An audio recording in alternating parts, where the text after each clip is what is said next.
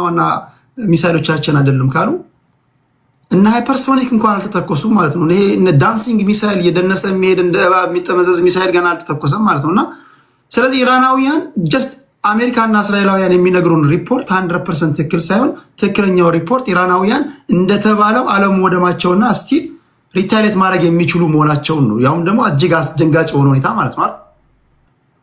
ትክክል። እንዳውም እኮ ጊዜ ቆጥቦ እስካሁን የተኮሱት ሚሳይሎች ሃይፐርሶኒክ ቢሆኑም በሊኩዊድ ፊውል የሚሄዱ ናቸው። እነኚህ ሲጅል ግን በሶሊድ ነው። ቢያንስ ከ3 እስከ 4 ደቂቃ ይቀንሳል ታይሙን እነሱ ፕሪፔር ለማድረግ ዲፌንድ ለማድረግ። ስለዚህ ማቆምም አይችሉም፣ ማንም የለውም። እንደዚህ አይነት ራሽያ ብቻ ነው ኦሬሽኒክ ብላ የሞከረችው የዚህን አይነት ሚሳይል ነው ያመጣችው። ምናልባት ፊዚካል ዲስትራክሽን ኦፍ እስራኤልም ሊመጣ ይችላል በዚህ ብዙ ቦታ ከመጣች እና ይሄን ይመስለኛል። የቅድሙ ግን ደስ ብሎኛል። አሌክሳንደር ፑሽኪንን ቭላዲሚር አጎቴ ነው ያልከውን ነገር ደስ ብሎኛል። ቆንጆ አፕሮች ነው። ታንክ ዩ። እንደዛ ነው ከደህና ሰው መጠጋት ነው እንጂ እንደዛ ካልሆነ አይሆንም። ያለ ማስተላለፍ የተቀየረ ነው። እሺ ምንድነው በተቻለ መጠን እንግዲህ ከዶናልድ ትራምፕ ያው የቤንጃሚን ኔታንያሁን ውሳኔ ነው እንጂ ቢጠበቀው እንዳለው ተጎትቶ የገባ ነው። ምንም ማድረግ የሚችሉት ነገር የለም። ይሄ ጦርነት ይገባደዳል ከተባለ አንዳንድ ሰዎች ይሄ የቅርጽ ለውጥ ያመጣል። በእርግጥ የካናዳው ጠቅላይ ሚኒስተር ማርክ ካርኔ ተናግሮታል። ይሄ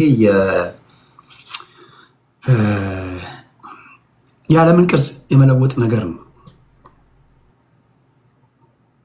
ይሄ ዝም ብሎ ጦርነት አይደለም። በተለይ ሚድል ፓወር ሀገራት ወደ በአንድ መሰብሰብ አለብን። ዓለማችን ከዩኒፖላር ወደ መልታይፖላር እየገባች ነው። ስለዚህ ይሄ የምታዩት ነገር ሁሉ ብሎ እንግዲህ ቻይና በሄደበት ሰዓት ላይ የተናገረው ንግግር ነው። ይህ ፐብሊክ ሪካርድ ነው። ተገባደደ የሚባለው ምን ሲኮን ነው? አሁን ከዚህ ጦርነት ግራ የገባ ነገር ነው። ቪሸስ ሰርክል ውስጥ ነው አሜሪካ የገባችው።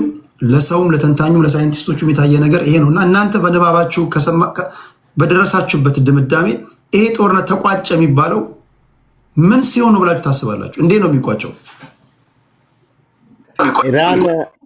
ኢራን የሆነ አስቀምጣለች። ዋንጋሪን እንስማውና ወደ ራእይ ያመጣለሁ። ቴንክ ዩ ቴዲ። ይሄኛውን ነጥብ ከማንሳት በፊት አንድ 30 ሰከንድ ከፈቀድክልኝ ቅድም በደንብ እንድታደማው ፈልጋለሁ። የዲሞክራሲ የተባለውን ጉዳይ አንድ የፈረንሳዊ ፕሮፌሰር ዴሞን ክሬዚ ይለዋል። ዴሞን ክሬዚ። ይሄ ዲሞክራሲ በተለይ በታዳጊ ሀገራቶች ላይ ውጤቱ ዴሞን ክሬዚ ነው፣ ሰይጣናዊ ስራ ነው። የጥቂቶችን ኢንተረስት ኢቭን አሜሪካ ውስጥ ራሱ ዴሞክራሲ የሚባለው ሪል ዲሞክራሲ የለም። የጥቂቶች ኢንተረስት የሚፈጽሙበት ነው በተጨባጭ በሚል ነው ፈረንሳዊ ፕሮፌሰር የሚተነትነውና ቅድም የገለጽክበትን ገለጻ በአግባቡ በደንብ አድምተህ እንድትሄድበት በዚሁ አጋጣሚ ጥሪ ማቅረብ ፈልጋለሁ። እንግዲህ ምንድነው የሚሆነው ውጤቱ የዚህ ጦርነት ሲባል ይሄ ፕሮፌሰር ጃንግ ያልከው ቅድም ጃፓናዊው እንደተነተነው የኢራን አሁን የሆርሙዝ አካባቢ ያለው ቶፖግራፊ ተፈጥሮ ለጦርነት ያመቻል። ከወራት በላይ በጦርነት ሳትሸነፍ ልትጎዳ ትችላለች። ብዙ አውታሮች ሊወድምባት ይችላል። ነገር ግን ጦርነቱን አንድ ወር ባለፈ ጊዜ ማቆየት ይችላል። ከዛ በታች ያለው ከሆርሙዙ በታች ያለው የነ ዩኤኢ የነ ቅድም ያልካት ባህሬን የምትባለው ሀገር በዛ ዙሪያ ያሉት በጣም ሜዳ ነው። በጦርነት ልትከላከል ተፈጥሮ ያግዛቸው። ኢራን ግን ተፈጥሮ ያግዛታል። አንደኛው ይላል። አንደኛው የዚህ የሆርሙዝ አቀማመጥ የተፈጥሮ ልክ እንደ አድዋ ተራራ ነው። ተፈጥሮ ያግዛታል። የኢራንን ከኢራን ጎን ተሰልፏል ተፈጥሮ። እነ ሳውዲ አረቢያ እነዚህ በታይ በኩል ያሉት ግን ሜዳ ናቸው። ተፈጥሮ አያግዛቸውም። ለዚህም ነው በቀላሉ የምትጨርሳቸው። ቅድም ያልከው የወተር ዴስቲሌሽኑን ከጨረሰች ህዝቡ ራሱ ያልቃል፣ ይነሳባቸዋል። ከምንም በላይ የነሱን የነዳጅ ማጣሪያ አሁን የካታሩ መታለች ትልቁን። ይሄ በአንድ ጊዜ የዶላርን የአንድን በርሜል የነዳጅ ዋጋ እንዴት እንደገለባበጠው ራሱ ትራምፕ ተናግሯል። በነገራችን ላይ ኳታሮች 20 ዓመት ወደ ኋላ ተመልሰናል ነው ያሉት። ወደ 20 ዓመት ገና ውጤቱ በ20 ዓመት አይቆምም። ቴዲ በ20 ዓመት አይቆምም። ለምንድን ነው የማይቆመው? በ20 ዓመት የኳታር መመታት ብቻ አይደለም። እሱ መልሶ ፕላንቱን ስራ ማስጀመር ቅድም እንዳልከው 6 ወር 8 ወር ይፈልጋል። እሱ ብቻ አይደለም ቴዲ፣ እሱ ብቻ አይደለም። በዚህ ጊዜ ውስጥ ኢቭን ትራምፕ ዛሬ ምን አለ ልብ ብላችሁ ከሆነ አንድ የማይነሳ መመሪያ አነሳ። የዛሬ 80 ምናምን ዓመታት የወጣ ህግ ሻረች ዛሬ አሜሪካ። ምን የሚል በአሜሪካን ዙሪያ በዛው ከሌላው ዓለም ወደ አሜሪካ የሚገባ በመርከብ የሚገባ ነዳጅ በአሜሪካን መርከብና የአሜሪካን ፍላግ የሚያውለበልብ መርከብ ይዞ እንዲገባ ነበር የነበረው። 80 ምናምን ዓመት የቆየ ህግ ነው ቴዲ። ያንን ህግ ዛሬ ሻረች። ይሄ የሆርሙዝ ውጤት ነው፣ የኢራን ጦርነት ውጤት ነው። ጀመረ ፔኑ። አየህ፣ ይሄ በፕሮፌሰር ጂያንግ ምንድነው የሚለው? ውጤቱን መለካ ከፈለክ ይሄንን ኢፌክቱን ኢኮኖሚክ ኢፌክቱን እያንዳንዱ ቤት ሲገባ በበርሜል ዋጋ ላይ በአንድ በርሜል ዋጋ ላይ ኢምፓክቱ ስትመለከተው የኢራን ጦርነትን ውጤት ማን እያሸነፈ እንደመጣ ይገባሃል። የና አሜሪካና የእስራኤል ጦርነቱን ሲጀምሩ ሁለት ዓላማን ያስቀምጡ። አንደኛ አያቶላ ማጥፋት፣ መንግስቱን ክሪፕል ማድረግ፣ ሶስተኛ የህዝብ እንትን አድርጎ የራሳቸውን ፑፔት ገቨርንመንት ማስቀመጥ ነው። አያቶላን ጣሉት። አሁን ገደሉ። እነሱ አንድ የተሸወዱት እነሱ አንድ የተሸወዱት አሁን ዲካፒቴት በማድረግ ሪጂም ቼንጅ የሚሳካ ነው የመሰላቸው። ለምሳሌ አሁን ቭላዲሚር ፑቲን አጎቴ ኮሜዲያን ዜሌንስኪን እኮ ልግደለው ቢል እኮ ድሮ ይገለዋል። ምን ኦራሽኒክ አለ እኮ ከድምፅ 10-15 እጥፍ የፈጠነ ሊደር ስትገድል አንደኛ ባርጌን እንኳን ላርግ ብትል ባርጌን የሚያደርግ ኃይል ያስፈልጋል። የምትነጋገረው አካል ያስፈልጋል። ሁለተኛ ስርዓቱን ማወቅ አለብህ። ለምሳሌ የኢራንን ስርዓት አብዛኞቹ አልተረዱትም። የፖለቲካ ስርዓታቸው ፓወራቸው እንዴት ነው? አያቶላን ብትገድል ምንድን ነው የሚሆነው? ወታደራዊ እኚህ ህዝቦች ማለት እኮ በጣም ጥንታዊ ህዝቦች ናቸው። ስር መሰረት የያዘ ኮንክሪት ላይ የተመሰረተ ፕሪንሲፕል ያላቸው ናቸው። በዛ ላይ ደግሞ በጣም የታደለ አእምሮ ያላቸው ባለቤቶች ናቸው። ሁለተኛ በዓለም ታሪክ የነሱን ያህል ምሁራን የተገደለበት ህዝብ የለም። ሳይንቲስቶችን ገለ ዩራኒየም ካላቆሙ አሉ የተባሉ ሳይንቲስቶችን ጠራርገህ ጨርሰ ስቲል ዩራኒየም ያብላሉ ከሆነ ይሄ መፍትሄ አይደለም ማለት ነው። ፖለቲካ ሊደሮቻቸውን ገለ በማግስቱ የሚተኩ ከሆነ የሚመጣው ደግሞ መጀመሪያ ከተገደሉ የባሰ ነው። አያቶላን ገደል፣ ከአያቶላ በኋላ የመጣው ልጁ በቶሎ ዩራኒየም ማግኘት አብላልተን ኒውክሌር መያዝ አለብን የሚል ነው። ፕሬዚዳንቱን ብትገድል ሌላም የተኩ ከሆነ ኢንቴሊጀንሱን የሚመራው የሰለላውን መረብ የሚመራውን ዳይሬክተር ብትገድል ሌላም የተኩብህ ከሆነ ይሄ መፍትሄ አይደለም ማለት ነው። ዲካፕቴት በማድረግ ሪጂም ቼንጅ ማታመጣ ከሆነ መንገድን መቀየር አለብህ ማለት ነው። ዩራኒየም ከሆነ ወይም ደግሞ ኒውክሌር ከሆነ ጥያቄያቸው ሁሴን ኦባማ ይሄን አቋቋመ ብለው ዶናልድ ትራምፕ ወደ ስልጣን እንደመጣ ይሄን ያፈረሰው። እኚህ ሰዎች ግልጽ ነበሩ እኮ ለዲፕሎማሲውም ክፍት ነበሩ። የሚሰሩትን ስራ እያስጎበኙ ነበር፣ እያሳዩ ነበር። ለኢንተርናሽናል ፖለቲክስ፣ ለኢንተርናሽናል ለው፣ ለዲፕሎማሲ በራቸውን ክፍት ያደረጉ በዲፕሎማሲ የሚያምኑ ህዝቦች ነበሩ ወይም ፖለቲከኞች ነበሩ። ዲፕሎማሲ ዋጋ እንደሌለው ወይም ደግሞ በፈለክ ሰዓት ኢንተርናሽናል ለውን እንደምትጥስ ካሳያቸው ነገ አሁን እነሱ የሚናገሩትን ብትሰማ ለዲፕሎማሲ ቦታ የላቸውም፣ ለኢንተርናሽናል ለው ቦታ የላቸውም። አሜሪካ ያላከበረችው እነሱ ለምንድነው የሚያከብሩት? እስራኤል ያላከበረችው ለምንድነው እነሱ የሚያከብሩት? ዲፕሎማሲ ከሆነ ሳይንቲስቶቻቸውን ያስበላቸው ያስገደላቸው፣ ነገ ከነገ ወዲያ በዲፕሎማሲ ብትጠይቃቸው አምኑም እምነት አይኖራቸውም። አልፎም ተርፎም ደግሞ አሁን ለደረሰባቸው ድብደቡ ወይም ደግሞ ፍንዳታን በለው ለምሁራኖቻቸው መገደል አውቶማቲካሊ አእምሯቸው የሚያስበው እኛ እንደ ኖርዝ ኮሪያ ባለመሆናችን ነው የሚሉ፣ እንደ ፓኪስታን አለመሆናችን ነው የሚሉ፣ እንደ ራሽያ አለመሆናችን ነው የሚሉ። እኚህ ህዝቦች ኢማጅን ለኢንተርናሽናል ለው ተገዢ ሆነው ለዲፕሎማሲ ተገዢ ሆነው የሚያብላሉትን ኒውክሌር ባዘገዩትና በቶሎ ዩራኒየም አብላልተው ኒውክሌር ቢይዙና አቶሚክ ቦምብ ቢይዙ ዛሬ የደረሰባቸው አይደርስባቸውም ነበር። ስለዚህ ከዚህ በኋላ የሚመጣው ራሱ ኢራናዊ ፕሬዝዳንትም ሆነ ፖለቲከኛ የመጀመሪያ ተቀዳሚ ስራው ኒውክሌር መታጠቅ አለብን ነው የሚል። አየህ ሀገራት ለዲፕሎማሲ በራቸውን ሲከፍቱ አንተም በዲፕሎማሲና ለኢንተርናሽናል ለው ተገዢ ሳትሆን ስትቀር ፈንጠር ብለው የሚያዩ ሀገራት ራሳቸው ኢንተርናሽናል ለውና ዲፕሎማሲ አፈር ከድሜ እንደበላ ነው የሚገነዘቡት። የሚያዋጣ ጉልበትና ጉልበት እንደሆነ ብቻ ነው የሚረዱት። ስለዚህ ኢራንን ካሁን በኋላ ራሱ የምትፈጠረው ኢራን ለዓለም አቀፉ ሕግ የምትገዛ አይደለችም። ኒውክሌር በቶሎ መታጠቅ እንዴት እንዳለባት የምታስብ ኢራን ነው የምትፈጠረውና ከዚህ አንጻር እስቀጣይ ዕጣ ፈንታችን ምንድን ነው የሚሆነው?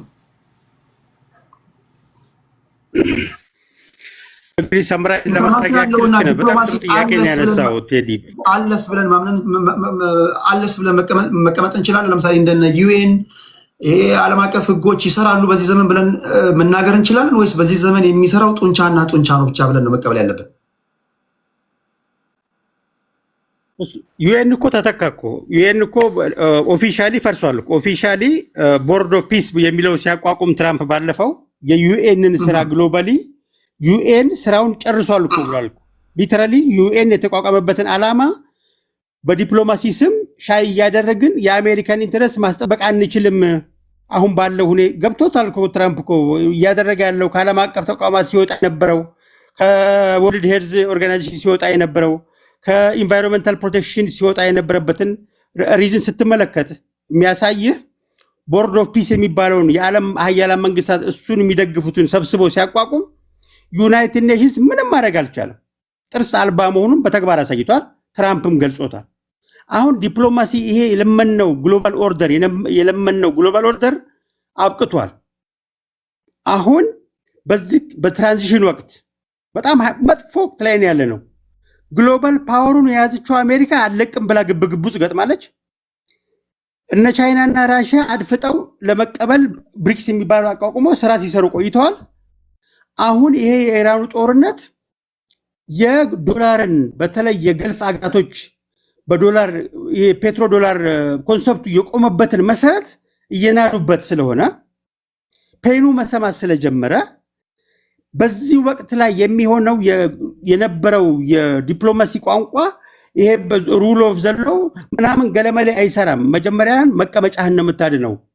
አሁን የዓለም የግሎባል ቲንኪንግ ፖለቲካል ቲንኪንግ ተቀይሯል። ይሄንን ትራምፕም ደጋግሞ ነግሮናል። በተለይ ደጋግማችሁ እንድሰሙት ወንድሞች እህቶች የማዳምጠው የካናዳው ጠቅላይ ሚኒስትር የተናገረው ንግግር። የካናዳው ጠቅላይ ሚኒስትር ቦርድ ኦፍ ፒስ ሲቋቋም የተናገረው ነገር ተናዶ ትራምፕ አንተን በመጋበዜ ቆጭቶኛል ያለው ሲያጋልጠው ማለት ነው። ከዚህ በኋላ ካናዳ ማስጠበቅ የምትችለው ኒው ወርልድ ኦርደር የተፈጠረው በቃ አሁን ይሄንን ኒው አዲስ የዓለም ኦርደር የተቋቋመውና አሁን ያለንበት ወቅት በጣም ክሩሻል የአንድ ወር እንደ ፕሮፌሰር ዣንግ ገለጻ በ30 ቀን ውስጥ በዚህ ሁኔታ ይሄ ጦርነት 30 ቀን ከቆየ አሜሪካን አሁን የምታውቃትን አሜሪካን አታገኛትም። በእርግጠኝነት አታገኛትም። ኦኬ ምክንያቱም ዶላሩ እሺ እንድና አንድ 30 ቀን ሰልሰች እሺ ወደ ፔትሮ ዶላር እንመጣለን። አንድ ያልሰማነው ወንድማችን አለ። ከዛ ወደ ራያ እንሄድና ወደ እህታችን ጸዲ እንመጣለን። ካሳ ጤና ይስጥልኝ። ጤና ይስጥልኝ ቴዲ፣ እንዴት ነው? ሁሉ ሰላም ነው? ሁሉም ሰላም። እንዴት ታየዋለህ የመካከለኛ ምስራቅን ቀውስ? አመሰግናለሁ ቴዲ፣ በመጀመሪያ ድሉ ስለሰጠኝ ከመሀል ላይ ወጣ ገባ እያልኩ ስለሰማሁኝ እንደው አወርታችሁበት የነበረውን ጉዳይ ከደገምኩኝ በጣም ይቅርታ። ግን አንድ ዋንጋር ያነሳው ሀሳብ ላይ እሱ ላይ መጀመሪያ ሀሳብ ልስጥ። የዩናይትድ ኔሽንና ፒስ ቦርዱን በተመለከተ አይ ቲንክ ዋንጋሪ ትንሽ ሁለቱን አደበላልቀዋል ብዬ አስባለሁኝ። የፒስ ቦርድ መመስረት የተባበሩት መንግስታትን ድርጅትን ስራ የሚቀማ አይደለም። ሁለቱም ለየቅል ነው የተቋቋሙበት። የተባበሩት መንግስታት ድርጅት ከሁለተኛው ዓለም ጦርነት በኋላ የዓለምን ሰላም በጋራ የመመለስን እሳቤ አድርጎ አባል ሀገራት ከ192 በላይ አባል ሀገራትን ያቋቋመ በጣም በርካታ ስራዎች አሉት ነው። ያው የተባበሩት መንግስታት የጸጥታው ምክር ቤት ካለ ድረስ በዛ ውስጥ በቅርቡም ስብሰባ ነበር እንደምታስታውሰው የትራምፕ ባለቤት ሚላኒያ ትራምፕ የመሩትም ስብሰባ ሁሉ ተካሂዷል። ስለዚህ ፋንክሽን እያደረገ ስለሆነ እሱ ጠፍቷል ብለን መደምደም አንችልም። ፒስ ቦርዱ በዋናነት በጋዛን መልሶ የመገንባት ሂደት ውስጥ አሜሪካ የሚኖራትን ድርሻ የዛ ውስጥ አብረው ተባባሪ የሚሆኑትን የሚያደርግ ነው። ግን ፕሬዚዳንት ትራምፕ ፒስ ቦርዱን ሲያቋቁሙት የተባበሩት መንግስታት ድርጅትን ሚናን ቀምተዋል የሚለውን ኮንቴክስት ከሆነ በሱ እስማማለሁ። ሚናውን ቀምተውታል፣ የተባበሩት መንግስታት ድርጅት ስራ መሆን ነበረበት የሚለው ከሆነ እና ትንሽ ሀሳቡ እንዳንጨፈልገው ስለፈራኝ ነው። ቴዲ ቅድም ያነሳው ጋር የዚህ ምን ይሆናል የሚለው ላይ ባተኩር ይሻለኛል ይመስለኛል። አጠቃላይ ሁኔታው እኔ ከምን ኮንቴክስት ነው የምንረዳው? የመካከለኛው ምስራቅ አሁን ያለው ሁኔታ የመካከለኛው ምስራቅ ቮላታይል ሪጅን ነው። በጣም ላለፉት ከግማሽ ክፍለ ዘመን በላይ በጣም በብዙ አይነት የጦርነቶች ውስጥና የጸጥታና የሰላም ሁኔታ ውስጥ ያለፈ አካባቢ ነው። ነገር ግን አሁን የኢራኑ ጦርነት ሲከሰት ግን አይ ቲንክ ለእኔ ትንሽ ሚስ ካልኩሌሽን የተሰራ ይመስለኛል። እሱ እንዴት ነው ከአስታውሳችሁ ከ8 ወራት በፊት ይመስለኛል አሜሪካና እስራኤል በጋራ ጥቃት ከፍተው ነበረ ኢራን ላይ እንደምታስታውሱት። በተደጋጋሚ የሐማሱ መሪ የተገደለበት ሲቹዌሽን ነበረ። ስለዚህ በጣም በጥልቀት ኢራንን የመሰለሉም ነገር በሞሳድ እና በሲአይኤ መስራት ሰርተዋል። ስለዚህ በብዙ ኢራን እንዳወቋት ፊል ያደረጉ ይመስለኛል። ስለዚህ በዚህ ካልኩሌሽን ውስጥ ምንድነው መሪዎችን ትራክ የማድረጉ እነሱን የመለየቱ ኢራን ውስጥ ያሉ እንቅስቃሴዎችን የመለየቱ ሁኔታን ላይ እርግጠኛ ስለነበሩ አሁን ጦርነቱ ሲካሄድ መሪዎችን መግደል ከተቻለና እነሱን በዚህ ደረጃ ከለየናቸው በኢራን ያለው ሁኔታ በቁጥጥር ስር የመዋል ልክ ሌሎች ሀገራት ላይ እንደሚዳረገው ማድረግ እንችላለን የሚል ድምዳሜ ነበራቸው ይመስለኛል። ግን እንዳየነው ከሆነ ሚስ ካልኩሌሽን የመጣው በመሪዎቹን ትራክ የማድረጉን ያክል በኢራን ውስጥ ያለውን የስርዓተ መንግስቱን ልክ እንደ ሌሎቹ ሊቢያ ላይ እንዳየነው ወይም ኢራቅ ላይ እንዳየነው በቀላሉ መቆጣጠር ወደሚያስችል ደረጃ እና ጦርነቱን ተብሎ የሚጨርስ ሁኔታ ውስጥ መግባት የሚችሉበት እድሉን ያገኙ አይመስለኝም እኔ እንደተረዳሁት። እሱ ምን ፈጠረ? በአሜሪካና በእስራኤል መካከል የዚህ የነበራቸውን ጦርነት በተመለከተ የእቅድ ሁኔታውን ሲገመግሙ አሁን እንደሚገለጸው በእቅዱ መሰረት እየሄደ ነው ቢባልም የእቅድ መዛነፍ ያጋጠመ ይመስለኛል። እሱ ኮንስኩዌንሱ ዓለም አቀፍ ነው። እሱ በራሱ ደግሞ ሌላ ጣጣ ይዞ የመጣው የአሜሪካ ጋር የሆኑት በዛ አካባቢ ያሉ እነ ተባበሩት አረብ ኤምሬት፣ ሳውዲ አረቢያ፣ ኳታርን በተመለከተ ኢራን ሊኖራት የሚችለው ምላሽ ኤክስፔክት ቢያደርጉትም በዚህ ደረጃ ጉዳት የሚያደርስ ተደርጎ እየወሰዱት አይመስለኝም። ስለዚህ የኢራን ሌላ ሶስተኛ ጉዳይ በትራምፕ በኩል ታሳቢ ተደርጓል ብዬ የማስበው መሪዎችን ካስወገድናቸው የኢራን ሕዝብ ቀድሞ ካስታወሳችሁ አፕራይዚንግ ስለነበረ ተቃውሞ ስለነበረው፣ ስለዚህ መሪዎቹ ስናስወግድለት አብሮ ያግዘናል ከውስጥ ጦርነቱ በአጭር ጊዜ ያልቃል የሚል እሳቤ ነበራቸው። ነገር ግን አንድ ያልተረዱት የሚመስለኝ ኢራናውያን ከኛ ከኢትዮጵያ ጋር የሚመሳሰል የአገራዊ ህልውና ሁኔታ ያላቸው ብዙ ጊዜ የሀገራዊ ስሜት ያላቸው ይመስለኛል። ምንም አይነት ውስጣዊ ልዩነት ቢኖራቸው ውጭን በተመለከተ በዛ ላይ ደግሞ ያውም እስራኤልን በተመለከተ የተለየ አቋም ያላቸው አይመስለኝም። ስለዚህ መጀመሪያ አሜሪካ ብትሆን ኖሮ ይህን እርምጃ ወሰደችው እኔ እንደምገምተው ኢራናውያን ሊተባበሩ የሚችሉበት እድል ይኖር ነበረ። ነገር ግን አሜሪካ ብቻ ሳትሆን እስራኤልን አብራ መኖሯን ግን ፊል ካረጉት ሁሉም እነዚህ ኢራናውያን በዚህ ጉዳይ ላይ እንጌጅ አያደርጉም። ምክንያቱም ከእስራኤል ጋር ያላቸው ልዩነት ይታወቃል። ስለዚህ የእስራኤልን ሁኔታ ሲመለከቱ ሁሉም ኢራናውያን ኤክስፔክት እንደተደረገው የዚህን መሪዎች ከተገደሉ በኋላ ቀድሞ የጀመሩትን አፕራይዚንግ አስቀጥለው ሁኔታው በአጭር ጊዜ የሚያልቅበትን እድል መፍጠር አልቻሉም። እንደታሰበው ሳይሆን እየባሰ መዘዝ እየሆነ መጣ። ስለዚህ ጦርነቱ ቢቀጠል እንደምታስታውሱት እንደሰማችሁት አብርሃም ሊንከንም ፎርድም ሁለቱም አፈግፍገዋል። ትልቅ ግዙፍ መርከቦቹ አብርሃም ሊንከን በ400 ኪሎ ሜትር ርቀት ላይ ነበረ ሚሳይሎችን ሲስተኩ ጀቶች ሲነሱ የነበረው። አሁን ወደ 1000 ኪሎ ሜትር ርቀት ላይ ነው ያለው፣ አፈግፍገዋል። ፎርድ ላይ ደግሞ የእሳት ቃጠሎ ተነስቶ ያን ለማስተካከል ወደ ሌላ ቦታዎች ከቀይ ባህር አልፈው አፈግፍገዋል። ግዙፎች የአሜሪካ እንትኖቹ መርከቦችም እንዲያፈገፍጉ ተደርጓል። ስለዚህ በታሰበው ልክ አይመስለኝም። ኮንስኩዌንሱ ከባዱ ነገር ምንድነው? አሁን ጦርነቱ ቢያቆሙት በቃ ቢባል ከዚህ በላይ የአሜሪካ ሁኔታ በዚህ መልኩ አይቀጥልም። ምክንያቱም ይዞት መጣ ኮንስኩዌንስ አለ ተብሎ ቢታሰብ ምንድነው የሚከሰተው ስንል ለእኔ እንደሚታየኝ ከሆነ አሜሪካ ቶታሊ አንደኛ ኢራን ያለው ጉዳይ ካላለቀ እዛ አካባቢ ያላትን አሊያንስ በሙሉ ታጣለች። ኳታርን የደረሰባት ውድመት ይታወቃል። ስለዚህ የተባበሩት አረብ ኤሚሬት አለች፣ ሳውዲ አለች።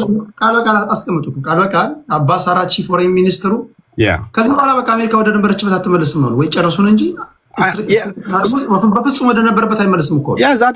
አጋሮች አሊያንሶች አሁን ለምሳሌ ኢራን ነካካት አሊያንሶች ጋር እዛ አካባቢ ያሉት አረብ ሀገራት ወይም እንደተባበሩት አረብ ኤምሬትን ጨምሮ ኳታርና ሌሎች ማንም ይጠብቃቸው ከኢራን ከዛ በኋላ የሚመጣውን ሪፐርኬሽን ማንም ይመልስላቸው?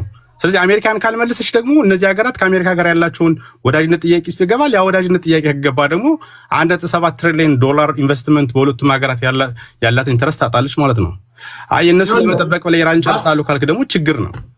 ይኸውልህ ኢራናውያን ምናልባት ያቀረቡትን ሰምታችሁ ከሆነ አባስ አራቺ ለመደራደር ኤኒታይም ሬዲ ናቸው። የሚያስቀምጡልህ ቅድመ ሁኔታዎች ግን ቬሪ ሃርድ ቱ ስዋለው ለአሜሪካ የመጀመሪያው ከገልፍ ሀገራት ወታደራዊ ቤዝን ጠራርገን ማውጣት አለብን። ቢኮዝ ትሬት ነው ለኢራናውያን ትሬት ስለሚሆን። ሁለተኛ ድጋሚ እንደማይመጡ ማስተማመኛ መስጠት አለባቸው። ሶስተኛ ኢራን ላይ ለደረሰው ሁሉ ካሳ መክፈል አለባቸው። ይሄን ይቀበላሉ? እሱን ነው እኮ ለምንድን ነው ኢራን የውጭ ጉዳይ ሚኒስትሩ ይህን መደራደሪያ ያቀረቡት ስትል እኮ አሁን አሜሪካኖች ትራምፕ የሚቀጥልበትም የሚያቋርጥበትም ሁኔታ ውስጥ ያለ አይመስለኝም። ለእኔ ሲረዱ ያንን ስለሚያውቁ ነው። አሁን ጉዳዩ የኒኩሌር ጉዳይ መደራደር እኮ ብቻ አልነበረም። ጄኔቭ ላይ እኮ ተደራድረው ነበረ። አሁን እኮ ጉዳዩ ከኒኩሌር ውስጥ አለፈ። ዩራኒየሙን ባለፈው የተመታውን ዩራኒየም ታውጣላችሁ ተብሎ ሲጠየቁ ሲኤንኤን ላይ ሰምታችሁ ከሆነ ውስጥ ነው ያለው። እኛ አሁን አንፈልገውም፣ ኤኒታይም ሌላ ጊዜ ካወጣ የምናወጣው። ለምንድን ነው የምናወጣው? ታስረክባላችሁ ሲባል ለምንድን ነው አሁን የምናስረክበው? እየተመታን ነው የሚል ሀሳብ ይሰጡ። ሚስ ካልኩሌሽኑ ችግር ውስጥ የከታቸው ይመስለኛል። እሱ ሂዶ ቅድም እንዳልኩ አጋሮቻቸውን የሚያሳጣ ብቻ ሳይሆን አሁን ጦርነቱ ቢቆም ይቀጥል ከተባለ ኮንስኩዌንሱ ማብራት አይጠበቅብኝም። ነዳጁ እየጨመረ ነው። በጣም ብዙ ይዞት የሚመጣ ኢኮኖሚክ ፕሮብሌም። ሚስ ካልኩሌሽኑ ለተጎታቶቹ ለአሜሪካኖች ነው እንጂ እስራኤላውያን የሚያደርጉትን እኮ ያውቃሉ። ኦፍኮርስ እዚህ ጋር አሁን እስራኤላውያን አካባቢውን ዲስታብላይዝ ማድረግ ወደ ፍርስራሽነት በመለወጥና ታላቋን እስራኤል የመገንባት ፕላን እንዳላቸውና ይህን ደግሞ የሚያደርጉ ያሉት በተጎታቶቹ በአሜሪካን በመጠቀም ነው። ዶንት ኬር አሜሪካኖችን ይጠቀማሉ፣ የሚያደርጉትን ያደርጋሉ፣ እዛ አካባቢውን ያውካሉ፣ ወደ ፍርስራሽነት ይለውጣሉ፣ የሚያደርጉትን ያደርጋሉ። እንደውም ትንታኔው ምንድን ነው? ከዚህ በኋላ የዓለም አስተላለፍ ሲቀየር ከዋሽንግተን ዲሲ ወደ ጄሩሳሌም ነው የፖለቲካ ሴንተር ኦፍ ግራቪቲ የሚሆነው። አሜሪካ እጃቸውን በእጃቸው ቆረጡ ነው እየተባለ ያለው ትንታኔ ነው። የእስራኤል ኢንተረስት ከሆነ አሜሪካ ምንም የማታውቀው ነገር ከሆነ የእስራኤል ኢንተረስት ይሄ ነው። ትክክል ነው። አይ የአሜሪካ ሳታውቀው ገብታበታለች ብዬ አላስብም። ግን ቴዲ የእስራኤል ኢንተረስት እኮ ሌላው መገንባቱ ምናምን እንዳለ እናንተ ያነሳው እንዳለ ሆኖ ግን እስራኤል የህልውና ጉዳይ ነው። በቃ ኢራን እስካለች ድረስ ህልውና አይጠበቅም ብላ ታስባለች። ኢራን ደግሞ እስራኤል የምትባል ሀገርን አላቅም ትላለች። ጉዳዩ የህልውና ጉዳይ ነው። ሁለቱም ሀገራት በህልውና ሰርቫይቫል ነው እያሉ። ነገር ግን አሜሪካን በተመለከተ ግን የጸረ ሽብር ሚኒስትሩ አሁን ስልጣን የለቀቁ ሰውዬ ግልጽ አስቀምጠዋል እኮ። ሎቢስቶቹ ካልኩሌሽኑን መጀመሪያ የኢራን በተመለከተ ሲያስቀምጡ የተሳሳተ ስሌት ለፕሬዚዳንት ትራምፕ ነግረዋቸዋል። ስለዚህ ትራምፕ የማይወጣበት ጦርነት ውስጥ ገብተዋል ብለዋል። አንድ ነገር ብቻ ላንሳ ቴዲ። የፋሪስ ዘካሪያስ ባለፈው ባነበረው ፕሮግራም ላይ ምን ብሏል? ይህ ሁኔታ የሚቀጥል ከሆነ እንግሊዝ የዓለምን ስርዓት ትመራበት። እንግሊዝ መር የነበረው የዓለም ስርዓት የወደቀው በወቅቱ እንግሊዝ የእንግሊዛውያን ችግር ሳትሰማ በተለያዩ አካባቢዎች ላይ የነበሩ ችግሮችን በአፍሪካና በእስያ ያሉ ሁኔታዎችን ለማርገብ ትንቀሳቀስ በነበረበት ሁኔታ ውስጥ የዓለም ጦርነቶች ተከሰቱ። ከዛ የእንግሊዝ የዓለም አቀፍ ስርዓት መሪነት ወደቀ። ዘሴም ሽት የዚህ የመካከለኛው ምስራቅ ጉዳይ የማይፈታ ከሆነ እና አሁን አሜሪካ ልክ ያንን ሁኔታ ፈታለሁ፣ ሰላም አስከበራለሁ በሚለው ሁኔታ ውስጥ ብዙ ጊዜ የምትወስድ ከሆነ አሜሪካ መሩ የዓለም ስርዓት በብዙ መቸገሩ አይቀርም የሚል ሀሳብ አንስቶ ነበርና እሱም ቀጣይ ኮንስኩዌንስ የመሆን እድል አለው ለማለት ነው። አመሰግናለሁ። ቴንኪው ዞሮ ይመጣ በሌሎች ጉዳዮች ላይ ሰምሪ ይሰጣላችሁ። ጸዲ ልስማና ወደ ሪያ እንሄዳለን። ጸዲያችን የመካከለኛ ምስራቅን ጉዳይ እንዴት ነው እየታዘብሽ ያለሽው? ሰላም ቴዲ፣ እሰማለሁ። ክሊር ካልሆነ እለውጣለሁ። ንገረኝ። ብሉቱዜን ድምፅ ይሰማችኋል? የጸዲ ድምፅ እስኪ ጸዲ አውሪ። ኦኬ፣ በጣም ይቅርታ። አሁን በደንብ ይሰማል። እሺ፣ ቴንክ ዩ። በጣም ኢንትረስቲንግ ቶፒክ ነው። ትላንትናም አምልጦኝ ነበረ፣ ዩቲዩብ ላይ ግን ገብቼ ተከታትያለሁ። ብዙ ከአንተ ጋር እስማማለሁ ቴዲ። እንዲሁም ደስ ነው ያለኝ ቢካዝ ኢትዮጵያኖች እንደዚህ አይነት እይታ ሲኖራቸው ማየት ፈልጋሉ። ቢካዝ ዛትስ ሃው አይ ሲ ኢት አዝ ዌል። አይ ቲንክ ልክ እንዳልከው አሜሪካ እስራኤል ዶናልድ ትራምፕን ይሄ ኮምፕሮማት እሱ ላይ ያላት ብዬ ነው ማምነው። የኤፕስቲን ፋይል ኮምፕሮማት ብላክሜል ማቴሪያል ስላላት ሰውየውን እጁን ጠምዝዘው ነው እዚህ ጦርነት ውስጥ እንዲገባ ያደረጉት እንጂ አሜሪካ ፈርስት ብሎ ከዚህ በፊት የጻፋቸውን ትዊቶች ብናይ እነ ኦባማን ሲሰድብ የነበረበት አላስፈላጊ ጦርነት ውስጥ መግባቱን በደንብ አድርጎ ኤክስፕሊሲትሊ ይቃወም ነበርና አሁን የኤሌክሽን ፕላትፎርሙ አሜሪካ ፈርስት እያለ ነበር የመጣው which means no more አላስፈላጊ unnecessary ጦርነቶች እኛ ላይ ነው ፎከስ የምናደርገው ነው ያለውና ያንን ኮር ቤዙን አባንደን ያደረገበት ምክንያት ምን ቢያስገድደው ነው ብንል ዙሪያው የተከበበው ሰውየው ከሳንን ሎ ጀምሮ ከጃሬት ኩሽነር ጀምሮ ለእስራኤል አሊጀንስ የያዙ ሰዎች ፓስተሮቹ የከበቡት ፓስተሮችም በቃ ከዛ ማይንድሴት እንዳይወጣ ተደርጎ ነው ተከቧል ሰውየው ማስፈራሪያም የደረሰው ነው የሚመስለኝ እኔ ሶስቴ ኔታንያሁ አይ ቲንክ ሁለቴ ነው ሶስቴ በተደጋጋሚ ሄዶ አይቶታል እኮ ሁለቴ ስንቴ ነው በአንድ አመት 7 ጊዜ በአንድ አመት ጭራሽ ራይት በመጨረሻ ጊዜ ደግሞ ተመላለሰ በጣም ሰውየውና ይሄ ልክ የኔጎሺየት የማድረግ ነገር የዛኔ 2 ዙር ኤፕስቲን ፋይልም ተለቀቀ አይ ቲንክ ዘ ሜሴጅ እኔ ሳስበው ለትራምፕ እና አልሰማላሉ ሰዎች እዚህ ብላክሜል ውስጥ ላሉ ሰዎች ማስጠንቀቂያ ነው የመሰለኝ እኔ የመጀመሪያው ዙር ተለቀቀ አንዳንድ ሰዎች ያው ዋጋ ከፈሉበት ድጋሚ ማሁን ሁለተኛ ዙር ለቀው ነበር ፋይልና ልክ ጦርነቱ ሳይጀመር በፊት ኤግዛክትሊ 1 or 2 days ልዩነት ውስጥ እና ማኒፕሌት የማድረግ ነገር አለ ሶ እሺ እስራኤል ይህን ጦርነት ትፈልጋለች እስራኤል ኢራን እንድትመታላት ትፈልጋለች ቢካዝ ኢራን ብቻ ሳትሆን ቱርክ ላይም አይኗ አለ አርፏል ነገ ደግሞ ከቱርክ በኋላ ግብጽ ነው የምታየው ብዬ ነው ማምነው ቢካዝ ሶስቱ እነዚህ አገራት ትላልቅ ህዝብ ያላቸውና የተማረ ህዝብ ያላቸውና ሚሊተሪ ኢንዱስትሪያል ኮምፕሌክሱ በጣም ጠንካራ የሆነባቸው ሀገራት ናቸው የኢራን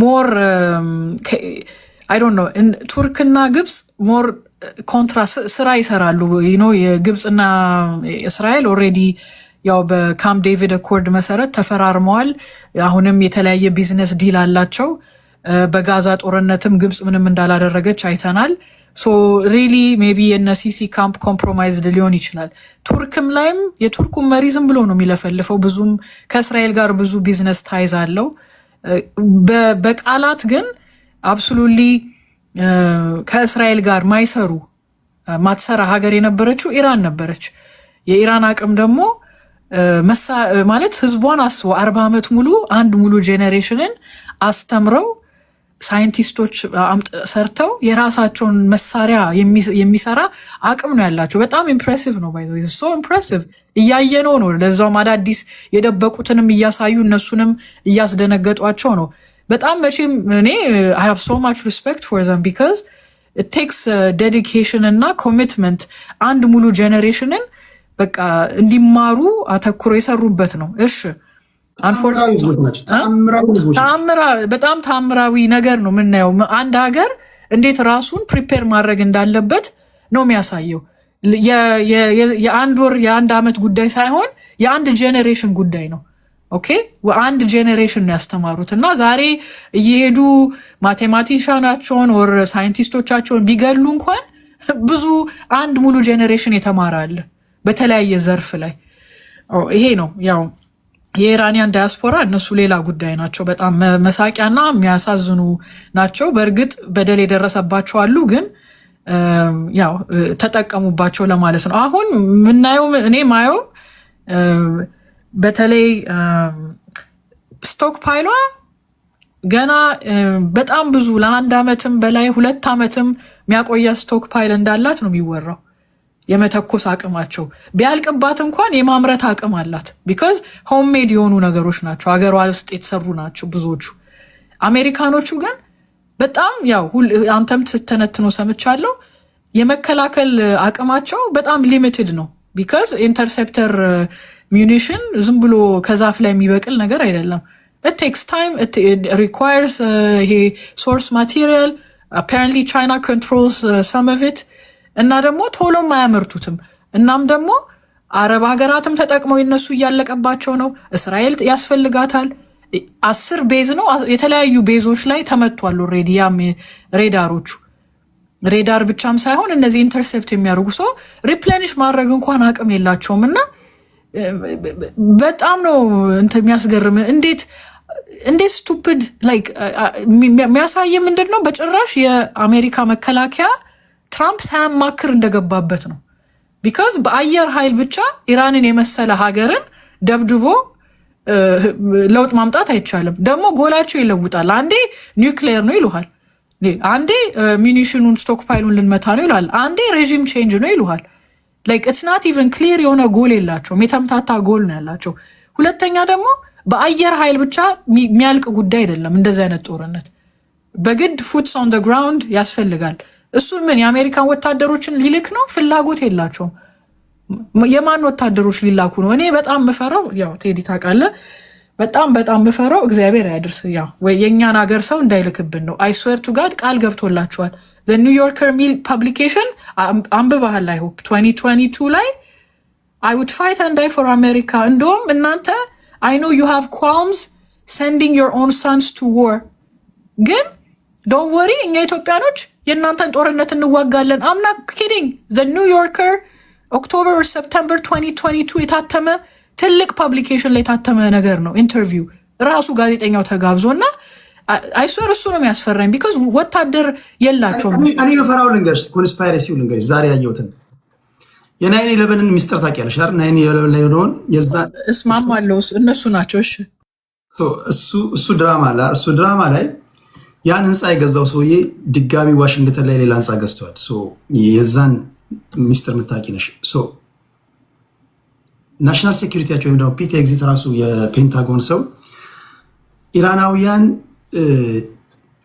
ቺካጎ አካባቢ የሆነ ሽብር ጥቃት ሊሰራ እንደሆነ ምናምን የሚተነትን ነገር ተናግረዋል። ምንድን ነው ፖይንቱ? ኢቨን ዶናልድ ትራምፕ ላይ ራሱ የግድያ ሙከራ ያደረጉት ኢራናውያን ናቸው የሚል ዜና ሰምተናል አይደል? አሁን ፐርፐዝሊ አሜሪካ ወታደሮቿን እንድትልክ የተለያዩ ድራማዎች ሊሰሩ እንደሚችሉ ገምታለሁ። ፎልስ ፍላጎች በዛ የተካኑ ናቸው። ገና አገር ሳይሆኑ ሳይመሰረቱ በፊት ኢየሩሳሌም ውስጥ እንግሊዞቹ እንዲወጡላቸው ምንድነው የኪንግ ዴቪድ ሆቴል ማየት ትችላለ። ሌላም በጣም የእነሱን ታሪክ ስታነብ they are the masters በእንደዚህ አይነት ነገር ዲሲቭ በማድረግ እና ይኸው ቅድም እንዳልኩ የ911 ጉዳይ ኢቨን የጄኤፍኬንም ባንሳት ወደኋላም ብዙ መሄድ እንችላለን። እና አብሶሉትሊ እሱ ነው እኮ ኦንላይን ስታይ ትዊተር ላይ ምን ላይ ለምሳሌ ኤቭሪባዲ ኢቨን ካናዳ ውስጥ ራሱ እንደዚህ አይነት ነገር ሊከሰት እንደሚችል ነው ሰው የሚያወራው። ቢካዝ ያ መንግስታት ሪዝን ይኖራቸዋል ጦርነትን ጆይን ለማድረግ ገባ። ቱርክ ላይ እንደተተኮሰው ማለት ነው። ቱርክ ላይ ታስታውሱ እንደሆነ ሁለቴ ብየዋሉት። ኢራን ወዴት እንደምትተኩስ የምታውቅ ሀገር ናት። ለምትተኩስባቸው ወደ ገልፍ ሀገራት ለምትተኩስባቸው ለእያንዳንዱ ሚሳይል እና ለምታስወነጭፋቸው ሺያ ድሮኖች ሬስፖንሲቢሊቲ ትወስዳለች። ምንድነው የሆነው ታስታውሱ እንደሆነ ቱርክ ላይ ሚሳይል ተተኮሰ። ከዛ ወዲያው አዘርባጃን ላይ ተተኮሰ። ዘን የኢራን መንግስት ቱርክ ላይም አዘርባጃን ላይም አልተኮስንም አሉ። እኛ ወዴት እንደምንተኩስ እናውቃለን ብሎ መግለጫ ወጡ። ወዲያው ዶናልድ ትራምፕ የኔቶ አባል ሀገራት ለምንድነው ጆይን ማታረጉት ብሎ ጥሪ ያቀረቡ። የመጀመሪያ ቱርክ ላይ የተተኮሰው ማን ነው ካልሽ፣ ቱርክ ላይ የተተኮሱት ኢራናውያን ሳይሆኑ ሌላ አካላት ነው፣ ወይ አሜሪካ ነው ወይ እስራኤል ናቸው የተተኮሱት። አላማቸው ደግሞ ቱርክ የኔቶ አባል ሀገር ስለሆነች በአርቲክል 5 ደግሞ አንድ የኔቶ አባል ሀገር ከተመታ ሁሉም የኔቶ አባል ሀገር ስለሚነሳ ያንን ለመጠቀም ነው ሴራው። ገባሽ አይደለም? ወደ ቱርክ የተኮሱት ኢራናውያን ያ አውቀው እነሱም እንዲገቡበት። ያው እነሱም ብልጥ ናቸው። ቱርክ ጦርነቱ ስትገባም እሷም ያው እንድትወድም ነው። ሁለት ወፍ በአንድ ድንጋይ ነገርም ነው አይደለ? ሶሪ እና ምን ለማለት ነው ኢቨን ባይዘው ይሄ ፎልስ ፍላግ የምንለው ኢትዮጵያ ላይም ሊከሰት ይችላል። ባይዘው ቢካዝ መንግስት ጀስቲፋይድ ሪዝን ይኖረዋል። እውነቴን ነው የምልህ፣ ይሄ በየትኛውም ሀገር ላይ የሚሰራ ነገር ነው። ቱርክም ሆነ ካናዳ ሆነ አሜሪካም ሆነ ኢቨን ሆርን ኦፍ አፍሪካ ላይ ትልቅ ፖፑለስ ኔሽን ያላት ኢትዮጵያ የአንቺም ጦርነት ነው ብለው ህዝቡን ለማሳመን ራሱ መንግስት እኮ ላይቆጣጠረው ይችላል። ኢቨን መጠንቀቅ አለብን። ቢካዝ የትም ዓለም ላይ አቅም አላቸው እነዚህ ሰዎች። እነሱ ሚልኩት ወታደር የላቸውም። እስራኤል የላትም የምትልከው ወታደር ሌላ ቦታ። አሜሪካ ፍላጎቱ የላቸውም። ኦልሬዲ በቃ እየተበሳጩ ሪዛይን እያደረጉበት በጣም እነ ኤሪክ ፕሪንስ ራሳቸው ብትሰማቸው እንዴት እንደተናደዱበት በሰውየው ገባ። ሚሊትሪ ኢንዱስትሪያል ኮምፕሌክሱ ደስተኛ አይደለም የገቡ በቃ የአሜሪካን ኤምፓየር ምንድን ነው ኤንዱ እያፋጠነች እንደሆነ ነው እስራኤል አድርገው የሚያዩት። አንተ ቅድም ያልከው ይሄን አባባል ሰምተህ ይሆናል። ከፓክስ አሜሪካና ወደ ፓክስ ጁዴይካ የአሜሪካን ኤምፓየር ያለቀ በቃ የእስራኤል ከፍታ ዘመን ልክ እንዳልከው ወደ ጀሩሳሌም የሚባለው እዛ ውስጥ እንደሚገባ ነው የሚወራው። እና ሌላ መጨረሻ መጨመር የምፈልገው ትላንትና ዶናልድ ትራምፕ የጻፈውን አንብበ ከሆነ በጣም ነው የሚያስገርምና የሚያስደነግጥ መልእክት ነው የላከው። እና በጣም በቃ የራሱ የዶናልድ ትራምፕ የራሱ ቢዝነስ የፋሚሊ ቢዝነሱ how much involved እንደሆኑ አሁን ለምሳሌ ካታር ላይ አዲስ ስምምነት ፈርመው ነበር ልጆቹ ማለት ነው በራሱ ቢዝነስ ውስጥ we're talking about billions of dollars luxury ሪዞርቶች ጎልፍ ክለቦች እና ከጎን ይሄ ሰውዬ የአሜሪካም ኢንትረስት አይደለም ከፕሬዚዳንትነት እንኳን በወጣ ኦር ምን ብል ኢምፒችድም ብሆን ነገ የራሴ እንትን ሌጋሲ ይቀጥላል ብሎም የማሰብ ነገር ይሆናል። ኢትስ ጀስት በጣም ነው የሚያሳዝነኝ። መጨረሻ ማለት የምፈልገው ኢራንያኖች እጅ አይሰጡም እንዴ ትልቅ ልክ የነሱ አድዋ ሞመንት ነው ባይዘው ግን የተለየ መሳሪያ ነው የሚጠቀሙት እና እንደዚህ የሃይማኖት አባታቸው ተመቶባቸው ለዛውም እንደ ፓትሪያርክ ማለት ነው። ይቅርታ አድርግልኝ ብዙ ሰው በዚህ ላይ ስማማ ይችላል ግን it's equivalent ለኔ ልክ የራሻ ፓትሪያርክ በሚሳይል አሜሪካ እንደመታች ማለት ነው።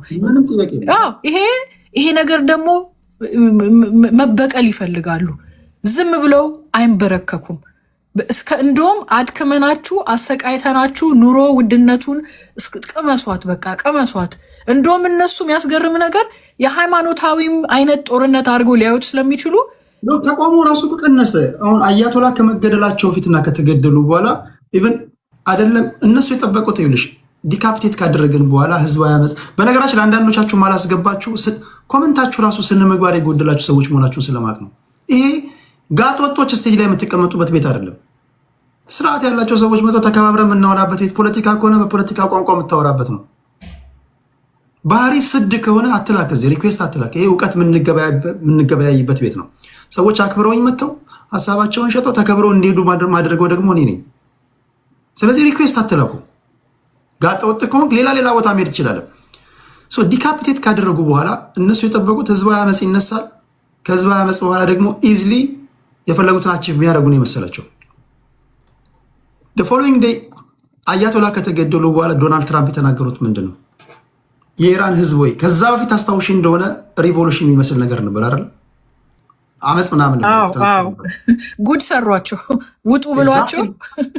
ስታርሊንክ የኤለን መስክ ፕሮቫይድ እያደረጋቸው ኢንተርኔቱን ሲዘጉባቸው ራሽያ ጃም አደረገችውና አስታገሱት። ወዲያው ቀለተ ቅዳሜ ላይ ጄኔቭ ላይ ውይይት ነበራቸው። በተለይ በኒውክሌር ጉዳይ ላይ ተስማምቶ ሲመጡ ነው ቅዳሜ ነው አያቶላን የገደሉት። እሁድና ሰኞ አይ ቲንክ ሰኞ ዶናልድ ትራምፕ ዋይት ሃውስ ነው ምንድን ነው ያሉት? የኢራን ህዝባው ምን ትፈልጋለህ? ስጠይቅ የነበረውን ነገር ሁሉ አርገንልሃል፣ መንግስትን ተረከባሉ። ሚንቀሳቀስ ጠፋ። እሱ ብቻ አይደለም፣ ዓለም ዙሪያ ላይ አያቶላ ወይም ደግሞ ኢራናውያን ሆኖ ሰላማዊ ሰልፍ ይወጡ የነበሩ በሙሉ እጅግ አስደንጋጭ በሆነ ሁኔታ ቀነሰ። ፖይንቱ ምንድን ነው? ትክክል። ካልኩሌት ያደረጉበት መንገድ እራሱ አሁን መውጫ አጣ አዙሪት ውስጥ ነው። ለአሜሪካኖች ነው። እስራኤሎች እንዴት መውጣት እንዳለባቸው ያውቃሉ እነሱ። ይሄ የ30 እና የ40 ዓመት ፕላናቸው ነው። ተጎታች ሆነው የገቡት አሜሪካኖች ናቸው። መውጫ አጣ አዙሪት ውስጥ ስለመግባታቸው አሜሪካኖች ስላችሁ ህዝቡ ማለት ነው።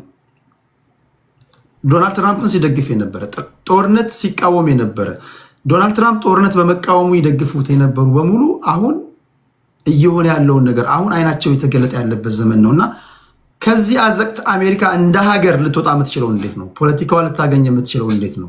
መጨረሻዋ ምንድን ነው የሚሆነው የሚለው ለብዙዎቹ ጥያቄ ነው፣ ያሳሰባቸው ጉዳይ ነው እንጂ አይናቸው በርቶላቸዋል። አሁን ሁሉም እየሆነ ያለው ነገር ገብቷቸዋል። ግን መውጫው ምንድነው? መጨረሻችን ምንድነው የሚሆነው? ቴሌግራም ላይ ፖስት አድርገንላችኋል አይደል? የአሜሪካ ብሔራዊ ዕዳ ኢን ሂስትሪ 39 ትሪሊየን ዶላር ደርሷል። በነፍስ ወከፍ ለህዝቡ ሲከፋፈል አይ ቲንክ የአሜሪካ ህዝብ 300 ሚሊዮን ነው መሰለኝ። በነፍስ ወከፍ እያንዳንድ አሜሪካዊ 114,000 ዶላር ዕዳ አለብን። ኢን ሂስትሪ እንዲህ አይቶ አያውቁም። አሁን ፖለቲካቸውን፣ አገራቸውን፣ እያንዳንዱ ነገራቸው ቀውስ ውስጥ ገብቶ ምንድነው መጨረሻቸው የሚሆነው? የአሜሪካ መጨረሻ ምንድነው የሚሆነው? ከዚህስ እንዴት ነው የሚወጡት? አሁን ይህንን መላምት በጣም አስከፊ በመጨረሻ ታይም ሰዓት ላይ ልክ የኢቨን ከረንሲውን የመግደል አቅም አላት እስራኤል። ቢካዝ ፌዴራል ሪዘርቭ ያው እስራኤልን በሚደግፉ ፋሚሊዎች ዳይነስቲዎች የተመሰረተ ነው። የፌዴራል ሪዘርቭን ታሪክ ማየት በቂ ነው። ዶላሩን ፕሪንት የሚያደርገው ማለት ነው። ትላልቅ የባንኪንግ ፋሚሊዎች ናቸው እና ኢቨን የመጨረሻው ላይም በቃ የመጨረሻ ላይ አይደለ ስታብ እንደ ባክ እስራኤል አቅም አላት እሱን የማድረግና ኮምፕሊትሊ አሜሪካን የመግደል አቅም አላት። እኔ ለአሜሪካኖች ነው አስቀድመው ራሳቸውን መጠበቅ አለባቸው ብዬ ነው ማምነው። ግን ዞሮ ዞሮ ቴዲ ኢራንያኖች እነሱ አይደሉም የጀመሩት ይህን ጦርነት። ይሄ ጦርነት እነሱ ላይ ነው የተከፈተው። አረቦቹም እዚህ የእስራኤል ምንድነው ትራፕ ውስጥ ገብተዋል። ዛሬ ተሰብስበው ያሉትን ሰምታል አይደለ? አሜሪካንና ዩኤስን ከመናገር ይልቅ ኢራንን ነው እየተቆጡ ያሉት። ኢራን ደግሞ ይሄንን አብሶሉትሊ ተናዳ ነው መልስ የሰጠችው። ላይክ እኛን ምንድነው የምትነግሩን? ስለዚህ እነዚህ ጎልፍ ኔሽኖችም የእስራኤል ትራፕ ውስጥ እየገቡ ነው። እስራኤል ዙሪያ ያሉትን አገራት አዳክማ እሷ ብቻዋን አቅም ኖሯት። ትራምፕ ዛሬ ከጃፓኗ ጠቅላይ ሚኒስትር ጋር በተገናኝበት ያለውን ሰምታችኋል? የተኮስነው እኛ ነን። እንዴት ወታደራዊ ቤዞቻችን ላይ ይተኩሳሉ? ወታደራዊ ቤዞቻችን ላይ ይተኩሳሉ ብለን በፍጹም አላሰብንም ማለት ላስደምጣችሁ ይችላሉ ወይ? ላስደምጣችሁ ሁላችሁም ሰምታችሁ። Nobody expected that. We were shocked. Are you surprised that nobody briefed you ahead of time that might be their retaliation? No. The greatest extras, nobody thought they were going to hit. In testimony today, President Donald Trump's top intelligence officials seem to contradict his claim that nobody expected Iran to go after U.S. allies in the region. The president says nobody knew. And my question is, did you tell him? What I can tell you is that Iran had specific plans to hit U.S. interests in energy sites across the region, and that's why the Department of War and the Department of State took measures for force protection and personnel protection in advance of Operation Epic Fury. I think that's what's most important. CNN reported that the Trump administration underestimated Iran's willingness to close the Strait of Hormuz. Senators asked top intelligence officials if the president was briefed on that likely outcome. Did you brief the president if he starts a war of choice that the likely result would be that Iran would strike adjacent Gulf nations and close the Strait of Hormuz? Did you brief him on those two facts that I think have been consistently the assumptions of the intelligence community? I have not and won't divulge internal conversations. I will say that those of us within the intelligence community continue to provide the president with all of the best objective intelligence available to inform his decisions. Guys, እኔ አንድ ተራውን ግለሰብ የናሽናል ሴኩሪቲ አድቫይዘር አድርጎ ቢሾመኝ ኢራኖች ይሄን ያደርጋሉ ብዬ እነግረዋለሁ። እዚህ ኮሜንት ላይ ከሚጽፉ ሰዎች ጀስት ትንሽ ንባብ ምናምን ራሳቸውን ቢያጎለብቱ ማንም ይነግረዋል። እሱም ብቻ ተውት። ኤክስፐርቶችን እኮ አይሰሙም እኮ የፖለቲካ ሳይንቲስቶች ይሄ ከሆነ ይሄ ይሆናል፣ ይሄ ከሆነ ይሄ ይሆናል እያሉ እኮ ሲናገሩ አፋቸው ሲደርቅ የዋለም ጉዳይ ወታደራዊ ቤዞቻቸውን ዋይፕ አውት ሲያደርጉ ማንም አልነገረኝም ማለት እንዲህ ይሆናል ብዬ አልጠበቅኩም ማለት። እዚህ ጋር ሲሪየስ ቢዝነስ ላይ ነው ያለው ሰው ይሆናል ታስባላችሁ ወይስ ጀስት እንደው ለግራ ገብቶት ነው ይሆን ያለው ነገር ያዋከቡት ነው? በቃ ከበውት ብላክሜል አላቸው፣ ብዙ ነገር አላቸው መሰለኝ። በቃ አይጨነቅም። አይ ዶንት ኖ ይሄን ስራ እስከምጥል ብሎ ይሆናል። የመጨረሻ ግን 30 ሰከንድ ሁቲዎቹ የሚያስፈራ መግለጫ ለቀዋል ዛሬ ቴዲ። መጀመሪያ የአረቦቹ የተሰበሰቡትን ሼም ኦን ዩ እንዴት ጣታችሁን ኢራን ላይ ትቀስራላችሁ? ኢራን ናት ወይን ጦርነት የጀመረች ብሎ፣ ሁለተኛ ደግሞ እጃችን ትሪገሩ ላይ ነው። ይሄ ትሪገር በአማርኛ ስለማላቅ ነውና ተጠንቀቅ ሞድ ላይ ነን ያለ ነው። አዎ ትሪገር ላይ ነን ያለ ነውና ሎያልቲያችን እኛ ለኢራን ነው እና በቃ ሞመንት እየጠበቅን ነው ለመጀመር ተዘጋጅተናል ብለው መግለጫ ለቀዋል። ይሄ ደግሞ ከኛ ጋር በጣም ይያዛል። በቀይ ባህር ጉዳይ እድል ስለሰጠኝ በጣም ነው ማመሰግናለሁ። የመጨረሻ አንዳንድ ዙር ይኖረናል። መላምት ታስቀምጡና ትወጣላችሁ። በተደጋጋሚ እንደነገርኳችሁ ይሄ ሰዎች ተከብረው መጥተው በተከበረ ቋንቋ በጨዋ ቋንቋ ፖለቲካ የምንወያይበት ቤት ነው። ኮመንት ላይ እንደፈለጋችሁ መስተዳደብ ትችላላችሁ። እኔም መስደብ ትችላለህ ምናምን 3-4 ፈቅዳለሁ እኔ ለመሳደብ አብሶሉት የሆነ ዲሞክራሲ ስለሆነ መሰጣችሁ። ስቴጅ ላይ ግን እንደዚህ አይነት ጨዋታ የለም። እኔ ጋር እናንተም ተከብራችሁ ትመጣላችሁ፣ ተከብራችሁ ትሄዳላችሁ። የምናወራው በፖለቲካ ቋንቋ ነው። ፕሮፓጋንዳ የምትሰሩ ፕሮፓጋንዳ፣ እውቀት ያላችሁ እውቀት ታካፍሉናላችሁ፣ ወደ ምን ሄደበት እንሄዳለን። ስለዚህ ለሁላችሁም ትክክለኛ እንትን ነው የምሰጠው። ኮመንት ላይ እንደፈለጋችሁ ነው እያየናችሁ ያለን ሰዎች። እናንተን ሰዎች ግን ኮመንት ላይ ያላችሁትን ግን ስቴጅ ላይ ስናወጣ ቀይራለሁ ነው እያልኩ ያለሁት። 2 ሰዎች መጥተዋል። ከእስራኤል ሳይድ መስማት ስላለብን የእነሱን ሀሳብ እንሰማለን። ከዛ በፊት ግን አስቀድሞ የገቡ 2 ሰዎችን እንስማና ከካሳሁን ከወዲ ሀራስ እና ከአማራ ኪላ በፊት ዋንጋሪን እና ራያን እንስማና ወደ እነሱ እንመጣለን። ዋንጋሪ ምን ትላለሽ? ተጨማሪ ቴንኪዩ። በጣም ጥሩ ውይይት ነው።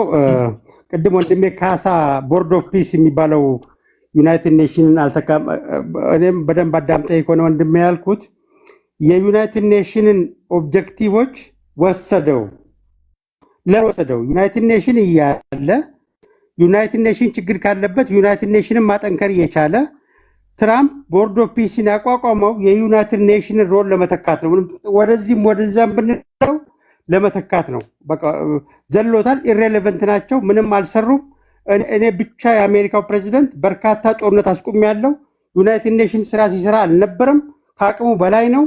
እዳን የሆነብን እያለ ሲናገር ነበርና ቦርድ ኦፍ ፒስ በቃ በአራዳ ቋንቋ ባለህበት አለሁ በል፣ ከዚህ በኋላ በጀትም አልሰጥህም፣ ቦርድ ኦፍ ፒስን አቋቁም ያለው የቦርድ ኦፍ ፒስ አባላት ሀገራት ደግሞ በየአመቱ ይሄን ያክል ቢሊዮን ዶላር መክፈል አለባቸው የሚል ህግ ነው ያወጣው። ሊትራሊ ዩናይትድ ኔሽን ተተክቷል። ምንም ጥርጥር የለውም። ወይም ደግሞ ኢሬሌቨንት መሆኑን ሂዳት በለው መንገዱን አሳየው አይነት ነገር ነው። እሱን እንመጣበታለን። አንዳንድ ሰዎች ይሄ ጦርነት በጣም ረጅም ጊዜ የሚወስድ ነው ይላሉ። በአጭር ጊዜ የሚቋጭ አይደለም ይላሉ። አንዳንዶች በአጭር ጊዜ የሚቋጭ ነው፣ ከዚህ በኋላ 2 ሳምንት የሚፈጅ ነው ይላሉ። መውጫው ይታያል። መቋጫው ምንድን ነው? ይሄ ጦርነት እስኪ መላምት አስቀምጥ።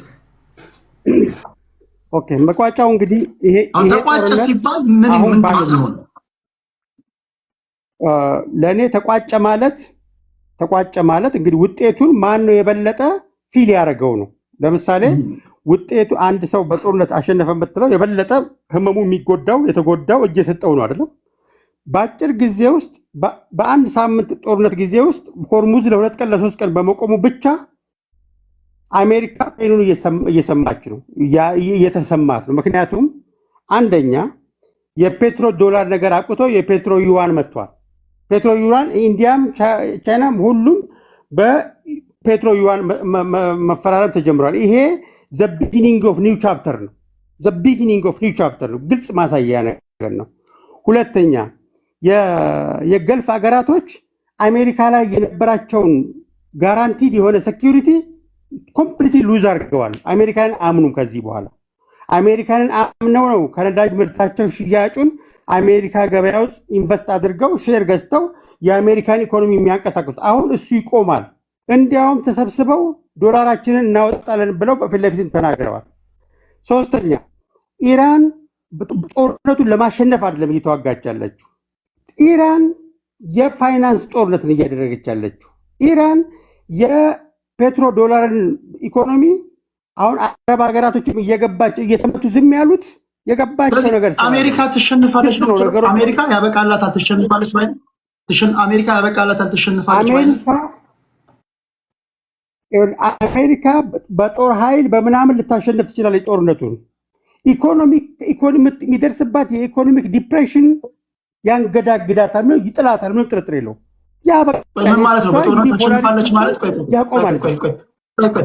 በጦርነት ታሸንፋለች ማለት ምን ማለት ነው? ላይክ እግረኛ ወታደር አስገብተው ሪጅም ቼንጅ ያመጣሉ ነው ወይስ ኢንፍራስትራክቸር ብቻ ወድሞ ይሄዳሉ ነው የምትለው? በማውደም እንቀይራለን ብለው አስበው ነበር። ያ ካልኩሌሽን አልሰራም። ግን አሁንም ጉዳት እያደረሱ ነው። አሁንም ኖ ማለት በጦርነት ያሸንፋሉ ስትል ምን ማለት ነው? በጦርነት እንዋጋ ብለው ገብተው ካሉ ኢራንን መቆጣጠር ይችላሉ፣ ጥርጥር የለውም።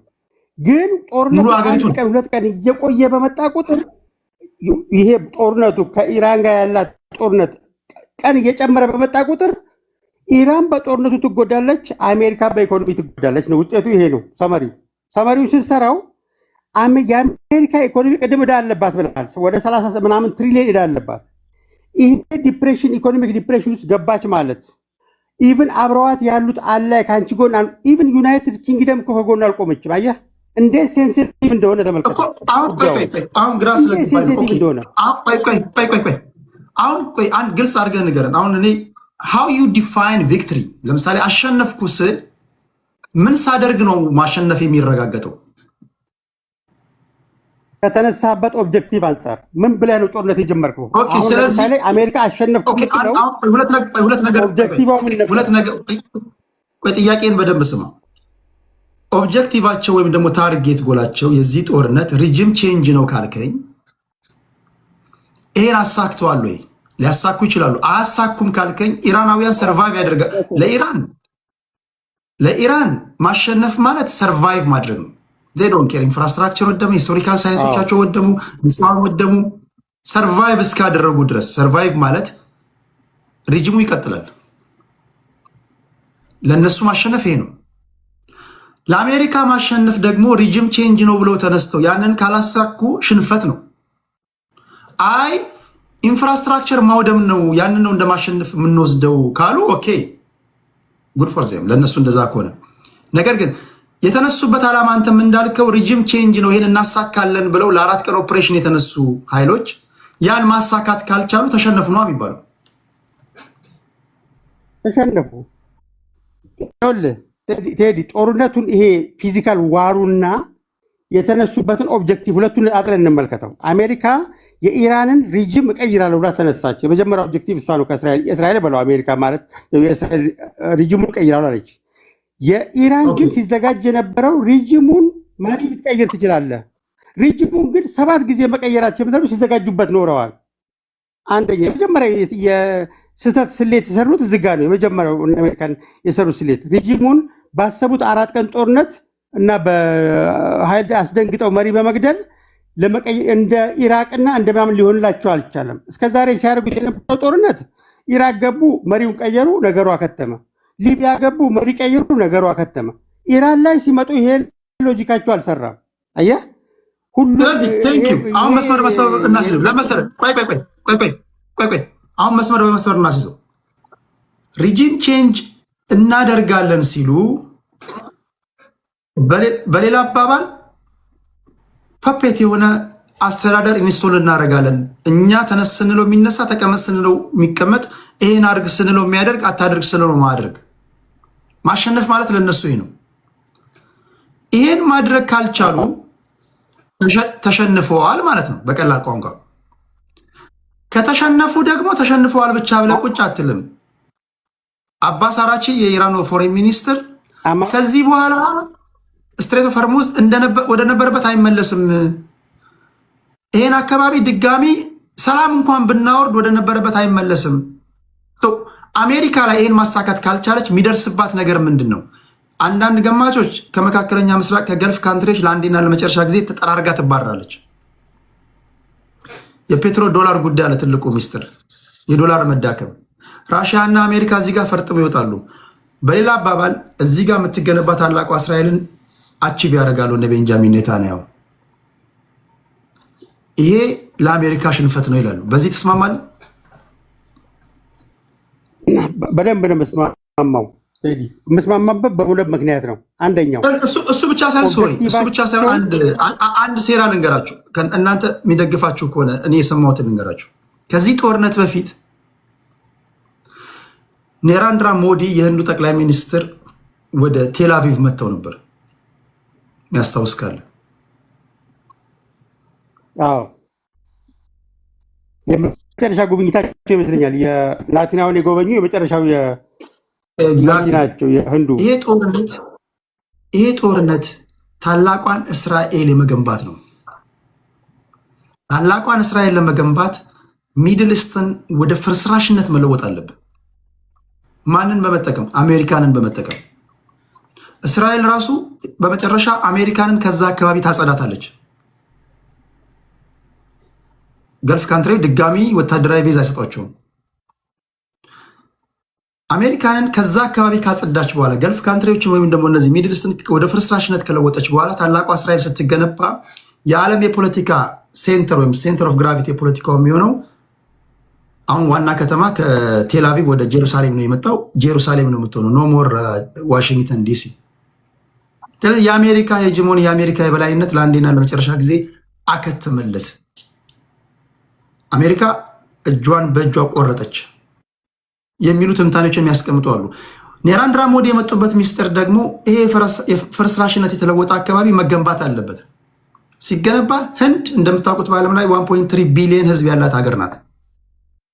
ቺፕ ሌበር አለ እዛ። ህንድ ታቀርባለች። አካባቢው የአይቲ አካባቢ ነው የሚሆነው። ኢንፎርሜሽን ቴክኖሎጂ ወይም ደግሞ አርቲፊሻል ኢንቴሊጀንስ አካባቢ እኮ ይገነባል። ድጋሚ ሲገነባ ከፍተኛ የሆነ የሰው ቁጥር እዚያውን አመዶ እናንተ ምናምን ትሄዱ ከሆነ ትሄዳላችሁ፣ ትገነባላችሁ። ህንድ በገፍ ታቀርባለች። በአይቲ የሰለጠኑ በርካታ ህዝብ አላት ህንድ። ከዚህ ጋር ከኔራንድራ ሞዲ ጋር ተስማምተዋል። አካባቢው የአይቲ ሴንተር ነው የሚሆነው። ይሄ መላምት ነው፣ ኮንስፓይረሲ ነው። ይሄ ትርጉም የሚሰጥ ከሆነ እስኪ እናንተ ሄዱበት ወይ የሰማችሁት ነገር ካለ። ኦብጀክቲቭ ነው፣ የእስራኤል ያስቀመጠችው ኦብጀክቲቭ ነው። ግን ይህንን ኦብጀክቲቭ ለማሳካት መጀመሪያ የተነሱበትን የኢራንን ኦብጀክቲቫቸው ማሳካት ነበረባቸው። ፌል አረጋየ ከመነሻው። በነገር ላይ ይሄ ትንታኔ ቅድም ያደንቃቸው በነገር ላይ ይሄ ትንታኔ የኔ ቅዠት ምናምን የመሰላችሁ ሰዎች ቅድም አንተ የጠቀስካቸው ቻይናዊ ፕሮፌሰር ጂንግ ፕሪዲክት ካደረጓቸው 3 ነገሮች መካከል አንዱ ነው የኢራን ጦርነት፣ የአሜሪካ ሄጂሞኒ ለአንዴና ለመጨረሻ ጊዜ መወገድ፣ 3ኛው ታላቋ እስራኤል መገንባት ብለው ከተነተኑት አንዱን ነው የነገርኳቸው። ከሳቸው ነው የወሰድኩት፣ ከኪሴ አውጥቼ እንዳይመስላችሁ። ቀጥሎ አንጋሪ። ልክ ነህ። የፕሮፌሰር ጂንግ ይሄንን አስቀምጠዋል። ነገር ግን ፕሮፌሰር ጂንግ መጨረሻ ላይ ይሄንን ጦርነት የሚወስነው ብሎ አስቀመጠ። 3 ፋክተሮች ናቸው።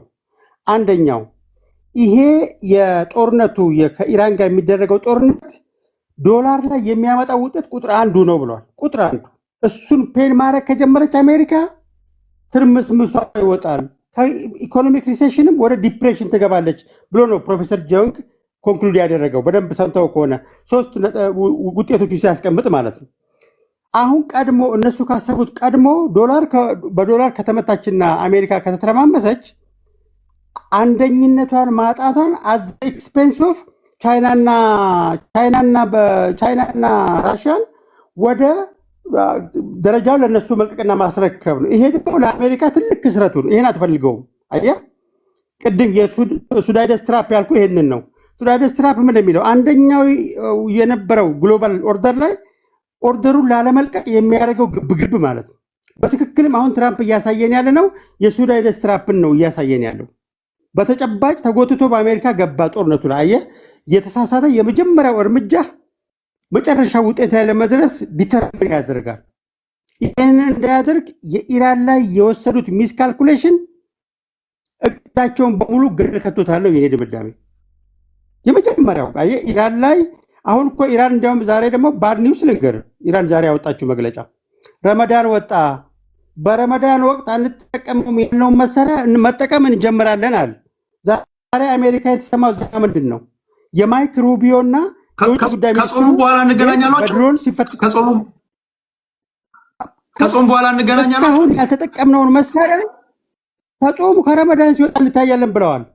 መጠቀም እስካሁን ያልተጠቀምነው በረመዳን ምክንያት ጉዳቱን በረመዳን ወቅት ላለመመልከት ኢማጂን እኮ በጣም እኮ በጉዳት እኮ ነው። አንተ በጣም እኮ የሚገርም እኮ ስሌት እኮ ነው ያመጡት። ዛሬ አሜሪካ ውስጥ የማይክ ሩቢዮ እና የውጭ ጉዳዩ ማን ነው ሚኒስትሩ ይሄ ወታደሩ መግለጫ የሚሰጠው ወታደራዊ መግለጫ የሚሰጠው ትራምፕ ማን ነው? ወጣቱ ወታደሩ ማን ነው? የሱ ቤት በማይታወቁ ድሮኖች ታይቷል። ይሄ ትልቅ ድንጋጤ ይፈጥራል አሜሪካ ውስጥ ዛሬ ሌላ ዓለም ላይ ያለ ነው ይሄ ጦርነት። ለዚህም ነው ፕሮፌሰር ጃንግ የ30 ቀን ፕሪዲክሽን ብሎ ያስቀመጠው ከዚህ ፕሪዲክሽን ውጪ አይሆንም ብሎ ነው በደንብ ተንትኖ ያስቀመጠው። ለዛ ነው የአሜሪካ የተሳሳተ ስሌት ኢምፓክቱ አሜሪካን ከአንደኝነቷ የሚያስመደምድ ኢኮኖሚዋን ዲፕሬሽን የሚከት ውጤት ነው የሚሆነው። ዓለም እያየናት አሁን ትልቁ ማን አንደኛ ይሆናል? የቻይና ዝምታ ተመልከት። ፔትሮ ዶላር ፔትሮን ዩዋን ሆነ። አንድ የመጀመሪያው ስቴፕ ዘ ቢጊኒንግ አዲስ ቻፕተር ማለት የዶላርን ሲባል የለም አብዛኛው በሆርሙዝ የሚወጣው ነዳጅ አውሮፓውያኖች የሚጠቀሙበት ነው። ኢኮኖሚያቸውን ከተመለከትከው አሜሪካን ጥሪ አልተቀበሉም። ይሄ ትራምፕን አበሳጭቶ ያለው እኛ እኮ ምንም አይጎዳንም ብሎ ተራ ንግግር ነው የተናገረው ትራምፕ ተናዶ ማለት ነው። እንዴት ከጎናችን አትቆሙ? የእናንተ ጥቅም እኮ ለማስጠበቅ ነው እኛ የምንዋጋው ብሎ ሲላቸውም አንሰማህም አሉ። እንግሊዝ ነበረች። እንግሊዝም ከአሜሪካን ጎን አልቆመችም። ምክንያቱም የዓለም ግሎባል ኦርደር ኮምፕሊትሊ በቃ ሪቨርስ የሚሆንበት ቢዮንድ ፖይንት ኦፍ ኖ ሪተርን የሚደርስበት ደረጃ ላይ ደርሷል። ዲዩ ቱ ዋት ሚስ ካልኩሌሽን ኢራንን በጣም አንደርማን አድርገዋት ነበር። ኢራቅ ላይ የሰራው፣ ሊቢያ ላይ የሰራው፣ ሌሎች ሲሪያ ላይ የሰራው እዛ የሚሰራ መስሏቸዋል። አልሰራም።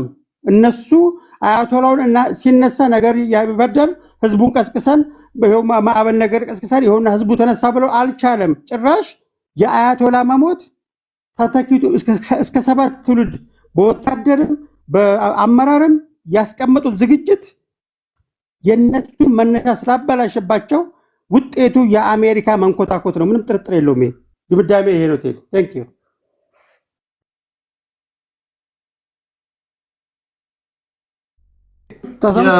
ፕሮፌሰር የፕሮፌሰር ዥንገን 3 ፕሪዲክሽኖች ላሰማችሁ ነው። አንዳንድ ሰዎች ከኪስ ያወጥቼ የተነተንኩ እንዳይመስላቸው።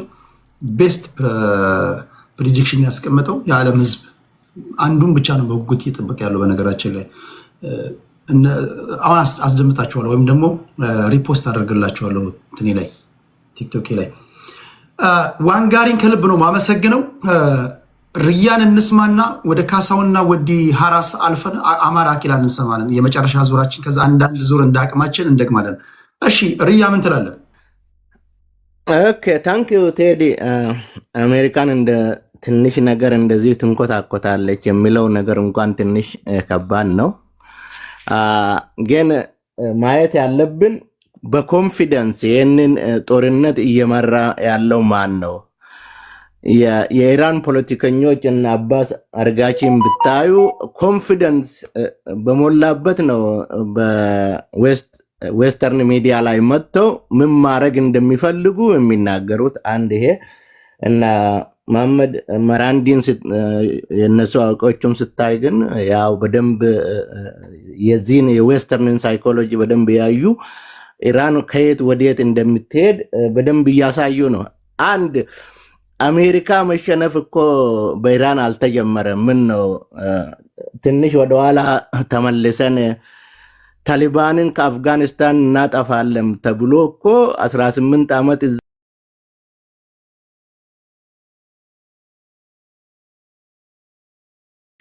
እዛም መሸነፍ አለ መሸነፍ ከተባለ እና የዚህ የኢራን ጉዳይ ግን ብዙ ሴራ ያለበት ብዙ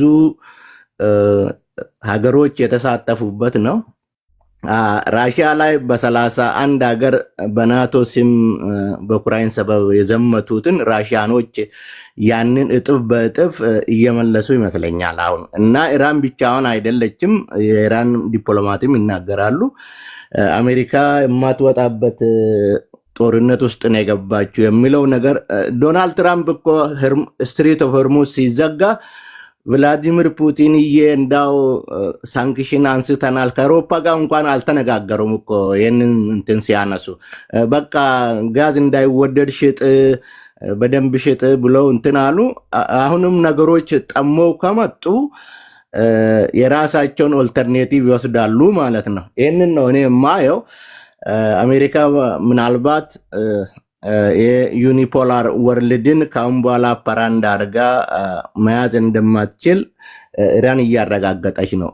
ለኢራን ኤግዚስታንሷ ትሬስ ስለሆነ ይሄ ነገር የሚያልቅ ከሆነ ጋራንቲም ትፈልጋለች አለበለዚያ መታጠቅም ሊመጣ ነው ማለት ነው የሚፈራው ነገር ይሄ አላቸው በእጃቸው ቢያንስ የራሳቸው መከላከያ እንደሚታጠቁ ምንም ተመላልሰን የምንመታው ኑክሌር ስለሌለን ነው ብሎም ስለሚያስቡ ያ ነገርም ሊፈጠር ይችላል ሌላው ግን የአረብ ሀገሮች ወይ ለነሱ አውት የሚሆነው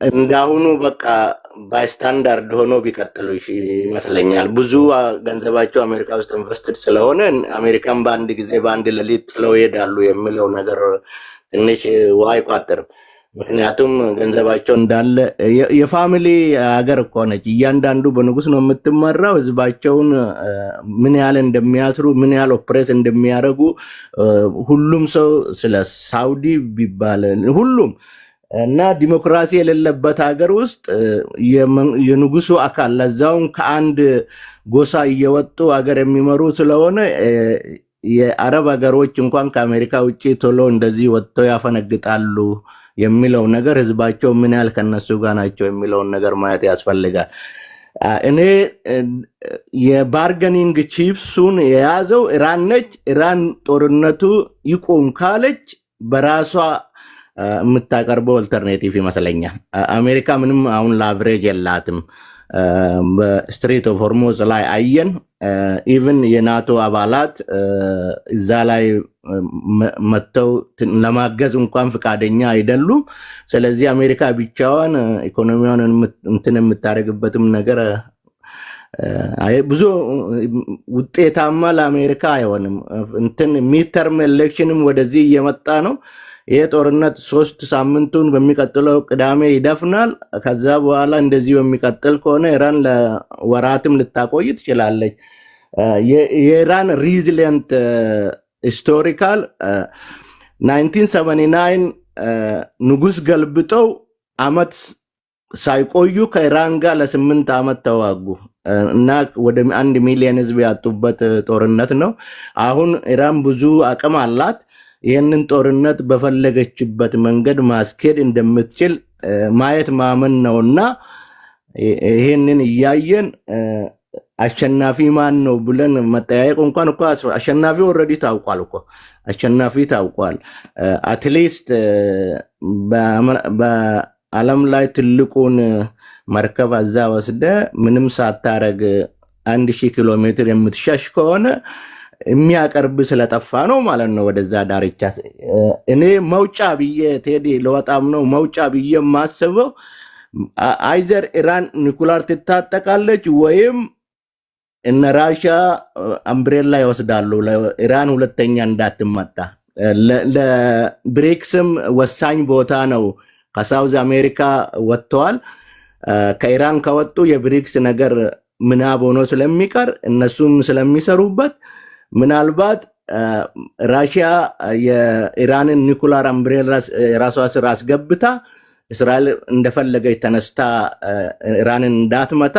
ጋራንቲ ከወሰደች ምናልባት እነ ራሺያዎች ሊጨርሱላቸው ይችላሉ ትራምፕ ደግሞ ከራሺያዎች ጋር ከፑቲን ጋር ጥሩ ግንኙነት ነው ያለው የጨለመ ቀን አሌክሳንደር ቭላዲሚር ፑቲን ድረስልን የሚል ነገር ይመጣል ታያላችሁ ምንም ችግር የለውም አሜሪካ የንም ማረግ ምንም ሽንፈት አፍጋኒስታን ላይ እኮ ስንት ቢሊዮን ዶላር ጠፍቶ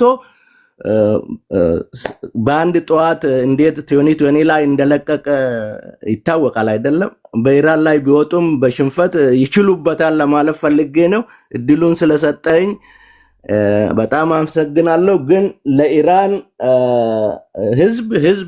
ህዝቡም ሆነ ፖለቲከኞች ኮንፊደንት ሆነው የሚያደርጉትን ነገር ያቃሉ ዌስቶች የሚያልሙትን ነገር ቀድሞ 2 እርምጃ 3 እርምጃ ወደፊት ሄዶ ያስባሉ ይሄ ለነሱ ትልቅ አድቫንቴጅ እላለሁ አመሰግናለሁ ታንክ ዩ እድሉን ስለሰጠኝ መልካም ምሽት ቴንክ ዩ ራያ እግዚአብሔር ያክብርልን ቴንክ ዩ ከልብ አመሰግናለሁ እሺ ወደ 2 ሰዎች እንሂድ ከዛ አኪላ ጋር አኪላን እንሰማለን ካሳሁንና ወዲ ሐራስ ነብሪ ካሳሁን ምን ትላለህ ስለ መካከለኛው ምስራቅ ጉዳይ? ጤና ይስጥልኝ ቴዲ፣ በመጀመሪያ እግዚአብሔር ያክብርልኝ፣ በጣም አመሰግናለሁ እድሉን ስለሰጠኸኝ። እህታችም ወጣ ያሉ ነገሮችን ስጽፍ የነበረው ለምን ትኩረት ለመሳብ ነው እንጂ እኔ ወይንም አንተን እንትን ለማለት ፈልጌ አይደለም። እና ለቀጣይም እንዲህ አይነት ውይይቶች ሲኖሩ እስራኤላውያን ወይንም ከኢትዮጵያ ወደ እስራኤል የመጡትን እስራኤላውያን እድል ብትሰጣቸውና ለመናገር እድል ብትሰጣቸውና ስሜታቸውን ብትረዳ ጥሩ ነው። እና መጀመሪያ ከዘረኝነት ራሳችን ብናወጣ ጥሩ ነው። ከዘረኝነት ዘረኝነት በጣም በተለይ በእኛ በኢትዮጵያውያን ዘረኝነት አለ ብዬ አስባለሁ። ከጦርነቱ መጀመሪያ ጦርነቱን እንዴት ነው ብለን ከእንትን ከማለታችን በፊት እግዚአብሔር አምላክ እንግዲህ ከመጥፋት አደጋ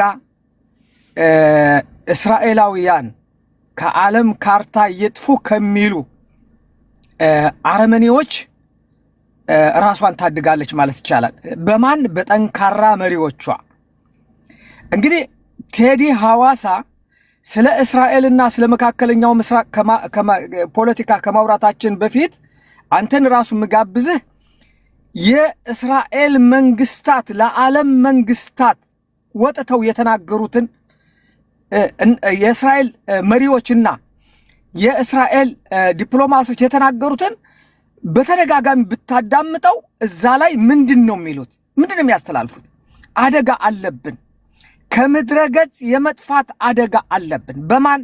በእነዚህ አክራሪ አብዮታዊ እስላሚክ መሪዎች የመጥፋት አደጋ አለብን። በተለይ ጠቅላይ ሚኒስትር ቢንያሚን ኔታንያሁ የሚናገረው ነው። ተናገሩ፣ የመጥፋት አደጋ አለብን፣ ደጋሚ መበተን አንፈልግም። ተናገሩ። ምንም መፍትሄ አላገኙም። መጨረሻ ላይ ብላክቦርድ ይዞ ሄዶ መንግስታቱ ድርጅት መጨረሻ ላይ የተናገሩን ቢንያሚን ኔታንያሁ ማየት ትችላለህ፣ ማዳመጥ ትችላለህ። የመካከለኛው ምስራቅና የምስራቅ አፍሪካ ቀጠናው የዘመናት ጦርነት የድህነቱ መሰረት ሁሉ ምን እንደሆነ ተናግሯል፣ አስረድቷል። ከዚህ በኋላ ካስረዳ በኋላ ምንድነው ማነው ችግሩ? ምንድነው? አያቶላ ኻሜኒና የመሰሎቹ የተለያዩ አንጃዎችን በማሰልጠን ሚሳኤሎችን በመፈፍረክ እነ ሐማስን፣ ሂዝቦላን፣ ሁቲን፣ ቦኮ ሃራም የተለያዩ እንትኖችን በማሰልጠን በማስታጠቅ ቀጠናውን ሲያምሱ የኖሩ ለዚህም ደግሞ እየወጡ እስራኤል ከምድር ከካርታ መጥፋት አለባት በአንደበታቸው። ይሄን ደግሞ መጥፋት ህዝቤ መጥፋት አልፈልግም፣ ህዝቤ ሲጠፋ ማየት አልፈልግም የሚለው ጀግናው መሪያችን አሁን ላለንበት ጠንካራ ኢኮኖሚ ያላት ጠንካራ በዓለም ደረጃ ተጽዕኖ ፈጣሪ የሆነች አገር እንድትፈጠር የዚህ ጠቅላይ ሚኒስትር ሚና ትልቁ ሚና ነው። ከልጅነት እስከ ዕውቀት ያሳለፈው ህይወቱ ማለት ነው። አሁን መጨረሻ ላይ ሰሚ ሲያጣ የወሰደው አማራጭ ምንድነው? አያቶላ ኻሜኒና መሰሎቹ መወገድ አለባቸው። ይሄን አድርጓል። ኢራናውያንም ወጥተው ታንኪው ቢቢ ብለዋል። በዓለም አደባባይ ማየት ይቻላል። ታንኪው ቢቢ፣ ታንኪው ትራምፕ። በተለያዩ ዓለም እያያችሁ ነው። ሴቶች ነፃነት የላቸው፣ የኢራን ህዝቦች ነፃነት የላቸው። እስራኤል እስኪ ቢያንስ ኢትዮጵያውያን ይሄንን እንደ ፍትህ ስታዩ እኮ ኢየሩሳሌም ያለው የኢትዮጵያ ቅርስ ሲጠበቅና የኢትዮጵያና የእስራኤል የዘመናት የረጅም ዘመናት መልካም ግንኙነት ይጠበቅ እያሉ መሪዎቻችን እንኳን ሲናገሩ አትሰሙም ማለት ነው። ለኢትዮጵያ ጠበቃ ሲሆኑ አታዩም ማለት ነው። እና ስለዚህ ምንድነው ታንኪው ቢቢ እያለ ኢራናውያን የሚወጡትን ቢያንስ እዩዋቸው። አሁን ኢራን አጠቃላይ ለቀጠናው ጸንቅ ነው። ለምን? የኢራን አክራሪ መሪዎች ማለት ነው። እና እስላሞች ሁሉ ሙስሊሞች ሁሉ አሁን ከእስራኤል ጎን ናቸው። ጠቅላይ ሚኒስትር ቢንያሚን ኔታንያሁ የወሰደው አማራጭ ምንድነው? የዓለማችን ስልጣኔና ተስፋ የሚድልስት ቀጠና መቀየር አለበት ብሎ አቋም ይዞ ብላክቦርድ ይዞ የመንግስታቱን ድርጅት መሪዎች አስተምሯል። ይሄንም እያደረገው ነው። ችግሩ ሆርሙዝ ይሄ ወሽመጥ በቃ በዓለም ደረጃ በቃ የድህነታችን መሰረት የዓለማችን በቃ የጦርነት ቀውስ መሰረት የኢራን አምባገነኖች ናቸው ብሎ ተናግሯል። ስለዚህ አሁን እስራኤል አሁን ከመጥፋት አደጋ ታድጎናል፣ መሪዎቻችን ታድገውናል። አሁን ቀጠናው የተረጋጋ ቀጠና ወደሚሆንበት ሁኔታ ለምን የአብርሃም ስምምነት በሚለው አረቦች እንኳን ከእስራኤል ጎን ቆመዋል። ትልልቅ ሀያላን አገራት ዛሬ ገብቷቸዋል፣ ከእስራኤል ጎን ናቸው። ትራምፕ ከእስራኤል ጎን እንዲሆን የአሜሪካ መንግስት የአሜሪካ ትልልቅ ባለሀብቶች ከእስራኤል ጎን እንዲሆን ያደረጉትም ጠንካራ መሪዎቻችን ናቸው፣ የእስራኤል ጠንካራ መሪዎች። ስለዚህ እንደ መጀመሪያ ፍትሃዊ ሁናችሁ እህታችን ጸደይ የምትባል እህታችን በተደጋጋሚ አዳምጣታለሁ። በጣም ለእስራኤል ያላት ጥላቻ በጣም ይገርም ነው፣ በጣም ይገርም ነው። እስኪ ካብራካችሁ የተወለድነው እኛ አንድ ጊዜ ማስተካከያ እዚህ ጋር በሐሳብ ሰዎች ስለተቃረኗችሁ ጥላቻ አትበ የሚለውን ቃል አትጠቀሙ። ጥላቻ ማለት ብትሳደብ ነው።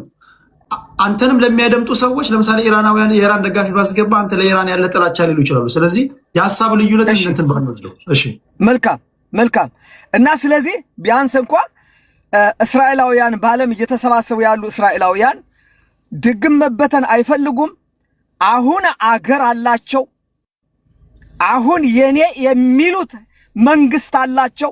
መንግስት አልባ ሁነን ተበትነን በኢትዮጵያ የነበርነውን ወገኖቻችሁን እንኳን ብታዩን ራሱ በኢትዮጵያ የፖለቲካ ውክልና ያለ የምን ውክልና ያለ ስደተኛ ሁነን መኖር አንፈልግም። እንደ ህዝብ መኖር አለብን። ይሄን እንደ ፍትሃዊ ሁኔታ የታሪክ መረጃ አንብባችሁ ወደዚህ ሁኔታ ብትመጡ ጥሩ ነው ለማለት ፈልጌ ነው። አዎ ብዙ ወደ አንተ ልምጣና አሁን ይሄ ጦርነት መጨረሻው ምንድን ነው የሚሆነው? አሸነፍን ስትሉ ኢራንን ምንድን ነው የምታደርጉት?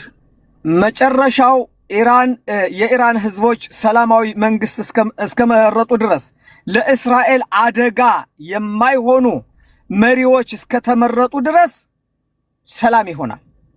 እስራኤል የሃይማኖት ጦርነት አይደለም። የኢራን ህዝብ ጋር ጥላቻ የለው። ከኢራን የመጡ እኮ እስራኤላውያን አሉ። ከዚህ ፖለቲከኞች ምን እንደሚያወሩ የዘመናት ሶቃቃቸውን እኮ ያወራሉ። ይህንን በተለያየ ሁኔታ ማዳመጥ ትችላላችሁ። አዎ ሀያቶላ ኻሜኒና መሰሎቹ በኢራን እንዳይመረጡ የማድረግ ከፍተኛ ተጽዕኖ አላት እስራኤል። እነ ቢንያሚን ኔታንያሁ የሚያደርጉት ይሄ ነው። ይሄንን እስካደረጉ ድረስ ሰላማዊ መንግስት፣ ዲሞክራሲያዊ መንግስት ኢራናውያን እስከመረጡ ድረስ እስራኤል ከዛ ቦታ ትወጣለች። ቆይ አንድ ጥያቄ ሌላ ልጠይቅና ወደ ሌላው ሄዳለሁ። ኢራናውያን ለኛ ስጋት ያልሆነ መሪ እስራኤል ውስጥ መመረጥ አለበት ብለው በራን ኳክቶ ይመጡ ትክክል ናቸው? ቢኮዝ አንዳችሁ ስጋት እኛ የምንፈልገው እስራኤል የሚያስፈልጋት ዲሞክራሲ ነው። ቤንጃሚን ኔታንያሁ መወገድ አለበት። ለእስራኤል የሚበጀው ጥሩ መሪ ነው። ያ እስኪመጣ ድረስ እኛ እንታገላለን ቢሉ በእስራኤል ጉዳይ ጣልቃ ገብተው ማለት ነው። ትክክል ናቸው? ትክክል አይደሉም። እስራኤል ሴቶች ከፍተኛው ፍርድ ቤት ወጥተው የሚሰሩበት ነፃነት፣ ለሰው ልጆች ነፃነት የምትከራከር መንግስት ያላት አገር ናት እንጂ ለማንም ስጋት የምትሆን አገር አይደለችም እስራኤል አገር። እስራኤል ፍትህ፣ የተስፋይቱን ምድር የሰው ልጆች ነፃነት እንዲረጋገጥ ጥረት የምታደርግ አገርና መንግስት ያላት እንጂ በጭራሽ ለማንም ዓለም ስጋት የምትሆን መንግስት የላት። ኦኬ ቴንክ ዩ። ዞሮ ይመጣል። በጣም አመሰግናለሁ። በጣም አመሰግናለሁ። የምትቆይ ከሆነም ችግር የለውም። እዛ አንዳንድ እድል ስለሚኖር መጨረሻ ላይ ማጠቃለያ ሰጥተህ ትሄዳለህ። የምትሄድም ከሆነ ችግር የለውም።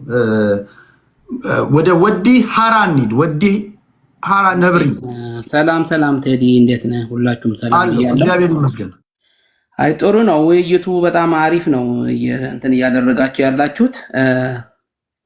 ይህንን ጦርነት እኔ ማየው ምንድነው አሁን ወንድማችን ካሳሁን እየተናገረ ነበርና እንዴ ይሄ ልጅ ምንድነው ከኔ ውስጥ እየወሰደ ነው እንደሚናገረው ምናምን እያልኩ ነበር አሁን ሲናገር ካሳሁን እና በጣም ገርሞኝ ነበረ።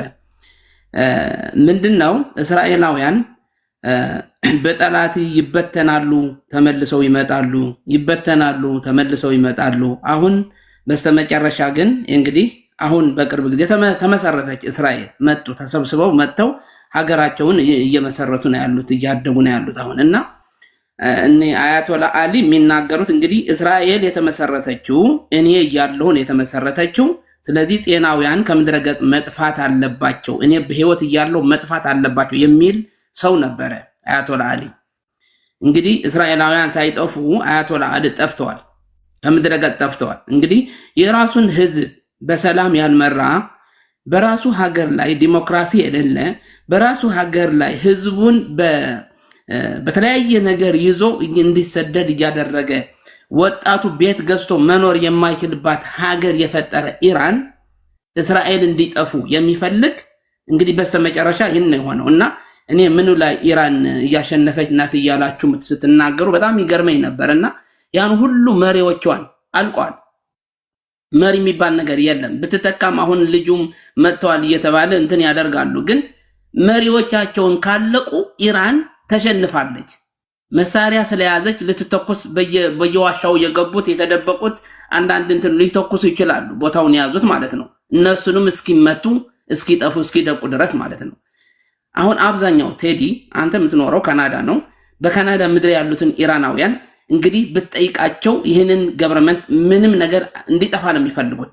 ኢራናውያን አይፈልጉትም። አብዛኛው ኢራናውያን እኔ ያየኋቸው ይህንን መንግስት ማለት አያቶላ አሊ ሲሞቱ በጭፈራ ነው ያሳለፈው ጊዜው ማለት ነው። ይህ ማለት መንግስቱ ዲክታተር ነው ማለት ነው። አይደለም ለእስራኤል ለራሱ ህዝብ እንኳን ዲክታተር የሆነ መሪ ነው። ስለዚህ እንደዚህ አይነት መንግስት ደግሞ መጥፋት አለበት፣ መቀየር አለበት። ዲክታተር የሆነ መጥፋት አለበት። እስራኤል ዲሞክራሲያዊ የሆነች ሀገር ናት። 9 ሚሊዮን ህዝብ ነው ያላት። በዚህ 9 ሚሊዮን ህዝብ ደግሞ አዲስ እንደመሆኗ ልክ እንደ ካናዳ እንደምትኖረው በዲሞክራሲያዊ አድርጋ ነው ህዝባን የምትመራው ማለት ነው። ዲሞክራሲያዊ የሆነ መንግስት ነው ያላት እስራኤል። ስለዚህ ህዝቡ በዲሞክራሲያዊ ነው የሚመራው። አሁን አንዳንድ እዚህ ዝም ብለው ተነስቶ በሃይማኖት ሙስሊም ስለሆኑ ኢራናውያን ለነሱ የሚደግፉ አንዳንድ ዝም ብለው ሲሳደቡ ምናምን ያለው በተለያየ ሲናገሩ እንሰማለን እና ኢራናውያን ተሸንፈው እኔ በዛን የማየው ዲሞክራሲ አሁን እየተቀረጹ የምናያቸው ቪዲዮዎች ምንድን ናቸው? ለምሳሌ ሰዎች እዛ አካባቢ ላይ እምነት ስለሰበኩ ብቻ ሲመቱ፣ ሲንገላቱ፣ ሲዋከቡ እናያለን። ሰው ልጅ የፈለገውን እምነት ማራመድ መብቱ ነው። እንዲህ ያሉ ነገሮች ለሰባኪዎች ወይም ደግሞ የእግዚአብሔርን ቃል ለሚሰብኩ ሰዎች ወይም ደግሞ ከተለየ እምነት ላላቸው ሰዎች ኢቨን ሀፍ እንኳን ሆነው ኢቨን እስራኤላውያን እንኳን ይህን ድርጊት ይቃወማሉ። ይህን በቪዲዮ የተቀረጸ ፐብሊክ ላይ እያየን ነው። ይሄን እንዲህ ነው ዲሞክራሲ የምትለው? በመንግስት ነው ወይስ በግለሰቦች ነው እንደዚህ የሚፈጠረው? የመንግስት ተቀዳሚ ተግባሩ የዜጎችን ሰላም፣ ደህንነት ማስጠበቅ ነው። አዎ አንተ በካናዳ ስትኖር የፈለግከው እየተናገርክ እንደፈለግክ ትኖራለህ አይደለ? የሚናገር የለም። አንዳንድ ሰው ደግሞ አንተን ሊሰድብ ይችላል። መንገድ እየሄድክ ምን አባት ምናምን ብሎ ሊሰድብ ይችላል። ሊሰድበኝ ይችላል፣ ግን ጫፌ ሊነካ አይችልም። አይነካም። አዎ እነሱም እንኳን አልነኩም እኮ ሲደበደቡ እኮ እንዳለ የሚመቱ ሊነኩ ይችላሉ። ቴዲዬ በህግ ተከሰው ሊያዙ ይችላሉ። እንደዚህ የሚያደርጉ ሰዎች እንደዚህ ካደረጉ በውስጥ ላይ ያው እንግዲህ መንግስት የራሱ የሆነ ህግ አለው። በህጉ መሰረት እንደዚህ ሰው መግፋት እና መንካት የሚከለከል ይመስለኛል። እንዳየሁት ግን እኔ ምንድነው የእስራኤል ህግ ግን እንደማውቀው አንድ ወንድ ለሴት ልጅ ከመታ በህግ ይያዛል። ሴት ልክ እንደዚህ ሀገር ማለት ነው እንደ ካናዳና አሜሪካ ነው ህጋቸው ማለት ነው። በተለያየ ነገር የየራሱ የሆነ ነገር ሊኖረው ይችላል። በሃይማኖት ንቀት ወይ አንዳንድ ነገሮች ሊኖሩ ይችላሉ። ይህንን ደግሞ የራሱ የሆነ ነገር ይኖረዋል ህጉና እንደ ምዕራባውያን ግን ዲሞክራሲያዊ የሆነች ሀገር እንደሆነች ነው እስራኤል የማውቀውና ወደዚህኛው ጦርነት እንምጣና አሁን እስራኤል አሸነፈች የሚባለው በአንተ ትንታኔ ኢራን ምን ስታደርጋት ነው? እስራኤል አሸነፈች የሚባለው መሪዎቿን እንዳለ ሁሉም ገላለች። በቃ መሪዋን ከተገደለ አንድ ወታደር ዝም ብሎ ቢተኩስ ስለተኮሰ በህይወት አለ ማለት አይደለም። እንደ ምንድነው የሚባለው አሁን ማለት ንብ ካየ አሁን ዋናውን ከጠፋ ይበተናል ማለት ነው። ተበትኖ ግን ሊነድፍ ይችላል። ግን የለም ምን ማር ሊያወጣ አይችልም። እነዚህ ሰዎች ያን ምልክት እያየህ ነው። ያን ምልክት አይተሃል። አሁን ሁሉንም እንግዲህ መሪዎች አንድም የቀረ የለም፣ ተገድለው አልቀዋል። ከ98% በላይ መሳሪያዎቻቸውን ሚሳኤሎቻቸውን አውድመናል ብሏል ቤንጃሚን ኔታንያሁ። ዛሬ እንኳን ሃይፋ ትልቁ የራይፋነሪ የነዳጅ ማጣሪያ ተመቷል በሃይፐርሶኒክ ሚሳኤል። ስለዚህ አጥፍተናል ባልካቸው ሰዓት ላይ እንደውም ዘጋቢዎች ምንድን ያሉት እስከዛሬ ባላየነው ሚሳኤል ነው የተኮሱት ነው ያሉት። እስከዛሬም የተኮሱት ሌላ ምናምን ሚሳኤል ነበር። አሁን በአይነትም በይዘትም ለየት ያለ ሚሳኤል የተኮሱት በዛ ነው ሃይፋን የመጡት ብሏል። እና እየተኮሱ ከሆነ ያልከው ነገር እያሳካ ነው ማለት ይቻላል። ቴዲ ምን አለ መሰለ ኢራን ትልቅ ሀገር ነው፣ ቀላል ነው ለማለት አትችልም። ግን አሁን የሚተኮሱት በአንዳንድ ቦታ ሁሉም ቦታ እንግዲህ እስራኤል ሁሉም ኢራን ያለውን እንትኑ የት ቦታ እንደተቀመጠ መሳሪያው ላታገኘው ትችላለች። የተወሰነ ቦታ ልትመታ ትችላለች፣ የተለያዩ ቦታ ልትመታ ትችላለች። መሪዎቹንም እንዳልኩ ገላለች። ግን በተለያየ ቦታ የተቀመጠ ሊኖር ይችላል። ያ ደግሞ ለማድረግ ምን ማድረግ አለባቸው? በእግር መግባት አለባቸው። የእግረኛ ወታደር መግባት አለበት ነው። አሁን ትራምፕንም እንደተናገረው እንደዚህ አይነት ነገር የሚያደርግ ይመስለኛል። በእግረኛ ገብተው ደግሞ እነዚህ ሰዎች እንግዲህ በህዝቡም እየታገዙ እነሱ ተዋግተው ያለውን አሁን የቀረውን ትርፍራፊ የሆነውን አሁን ሚሳኤል የሚተኩሰውን ሊያጠፉት ይችላሉ ብዬ ነው የምገምተውና በትልቅ ተመታለች፣ ኢራን ተሸንፋለች ብዬ ነው የማስበው። ያው እስራኤላውያን ይሄ ደግሞ ለእስራኤላውያን ድል ነው። ምክንያቱ ከምድረገጽ መጥፋት አለባቸው የሚል አንድ መጥቶ አሁን ኢትዮጵያ ከምድረገጽ መጥፋት አለባት ሲል ዝም ብለህ አትተኛም። እንግዲህ የኢትዮጵያ ህዝብ አንድ ላይ ተባብሮ ነው ጠላቱን ሳይቀድመው የሚቀድመው ማለት ነው። ጣሊያኖች ሲመጡ እንግዲህ አድዋ ላይ ምንድን ነው ያደረገው? እኛን በኃይል ሊገዛ ሲመጣ ተሰብስቦ የኢትዮጵያ ብሔረሰቦች አንድ ላይ ሆነው ሄደው አድዋ ላይ ተዋግተው ጣሊያንን አሸንፈዋል። እና እስራኤላውያንም ለራሳቸው ለመኖር ስለሚፈልጉ ይህንን አድርገዋል ማለት ነው። እና የቀረው ደግሞ አንዳንድ ነገር ካለ በእግር ገብተው ሊያሸንፉት ይችላሉ ብዬ ነው የማስበው። እና አሜሪካን በቀላሉ ትወድቃለች የሚል እንትን የለኝም እኔ። አንዳንድ ነገሮች አው ሊያጋጥም ይችላል፣ ግን በአንድ ጊዜ ዝም ብላ ትወድቃለች የሚለው ነገር አላስቀምጥም ለማለት ነው። ቴንኪዩ፣ አመሰግናለሁ ቴዲ። ቴንኪዩ፣ ከልብ አመሰግናለሁ። እሺ የመጨረሻ ዙር አንዳንድ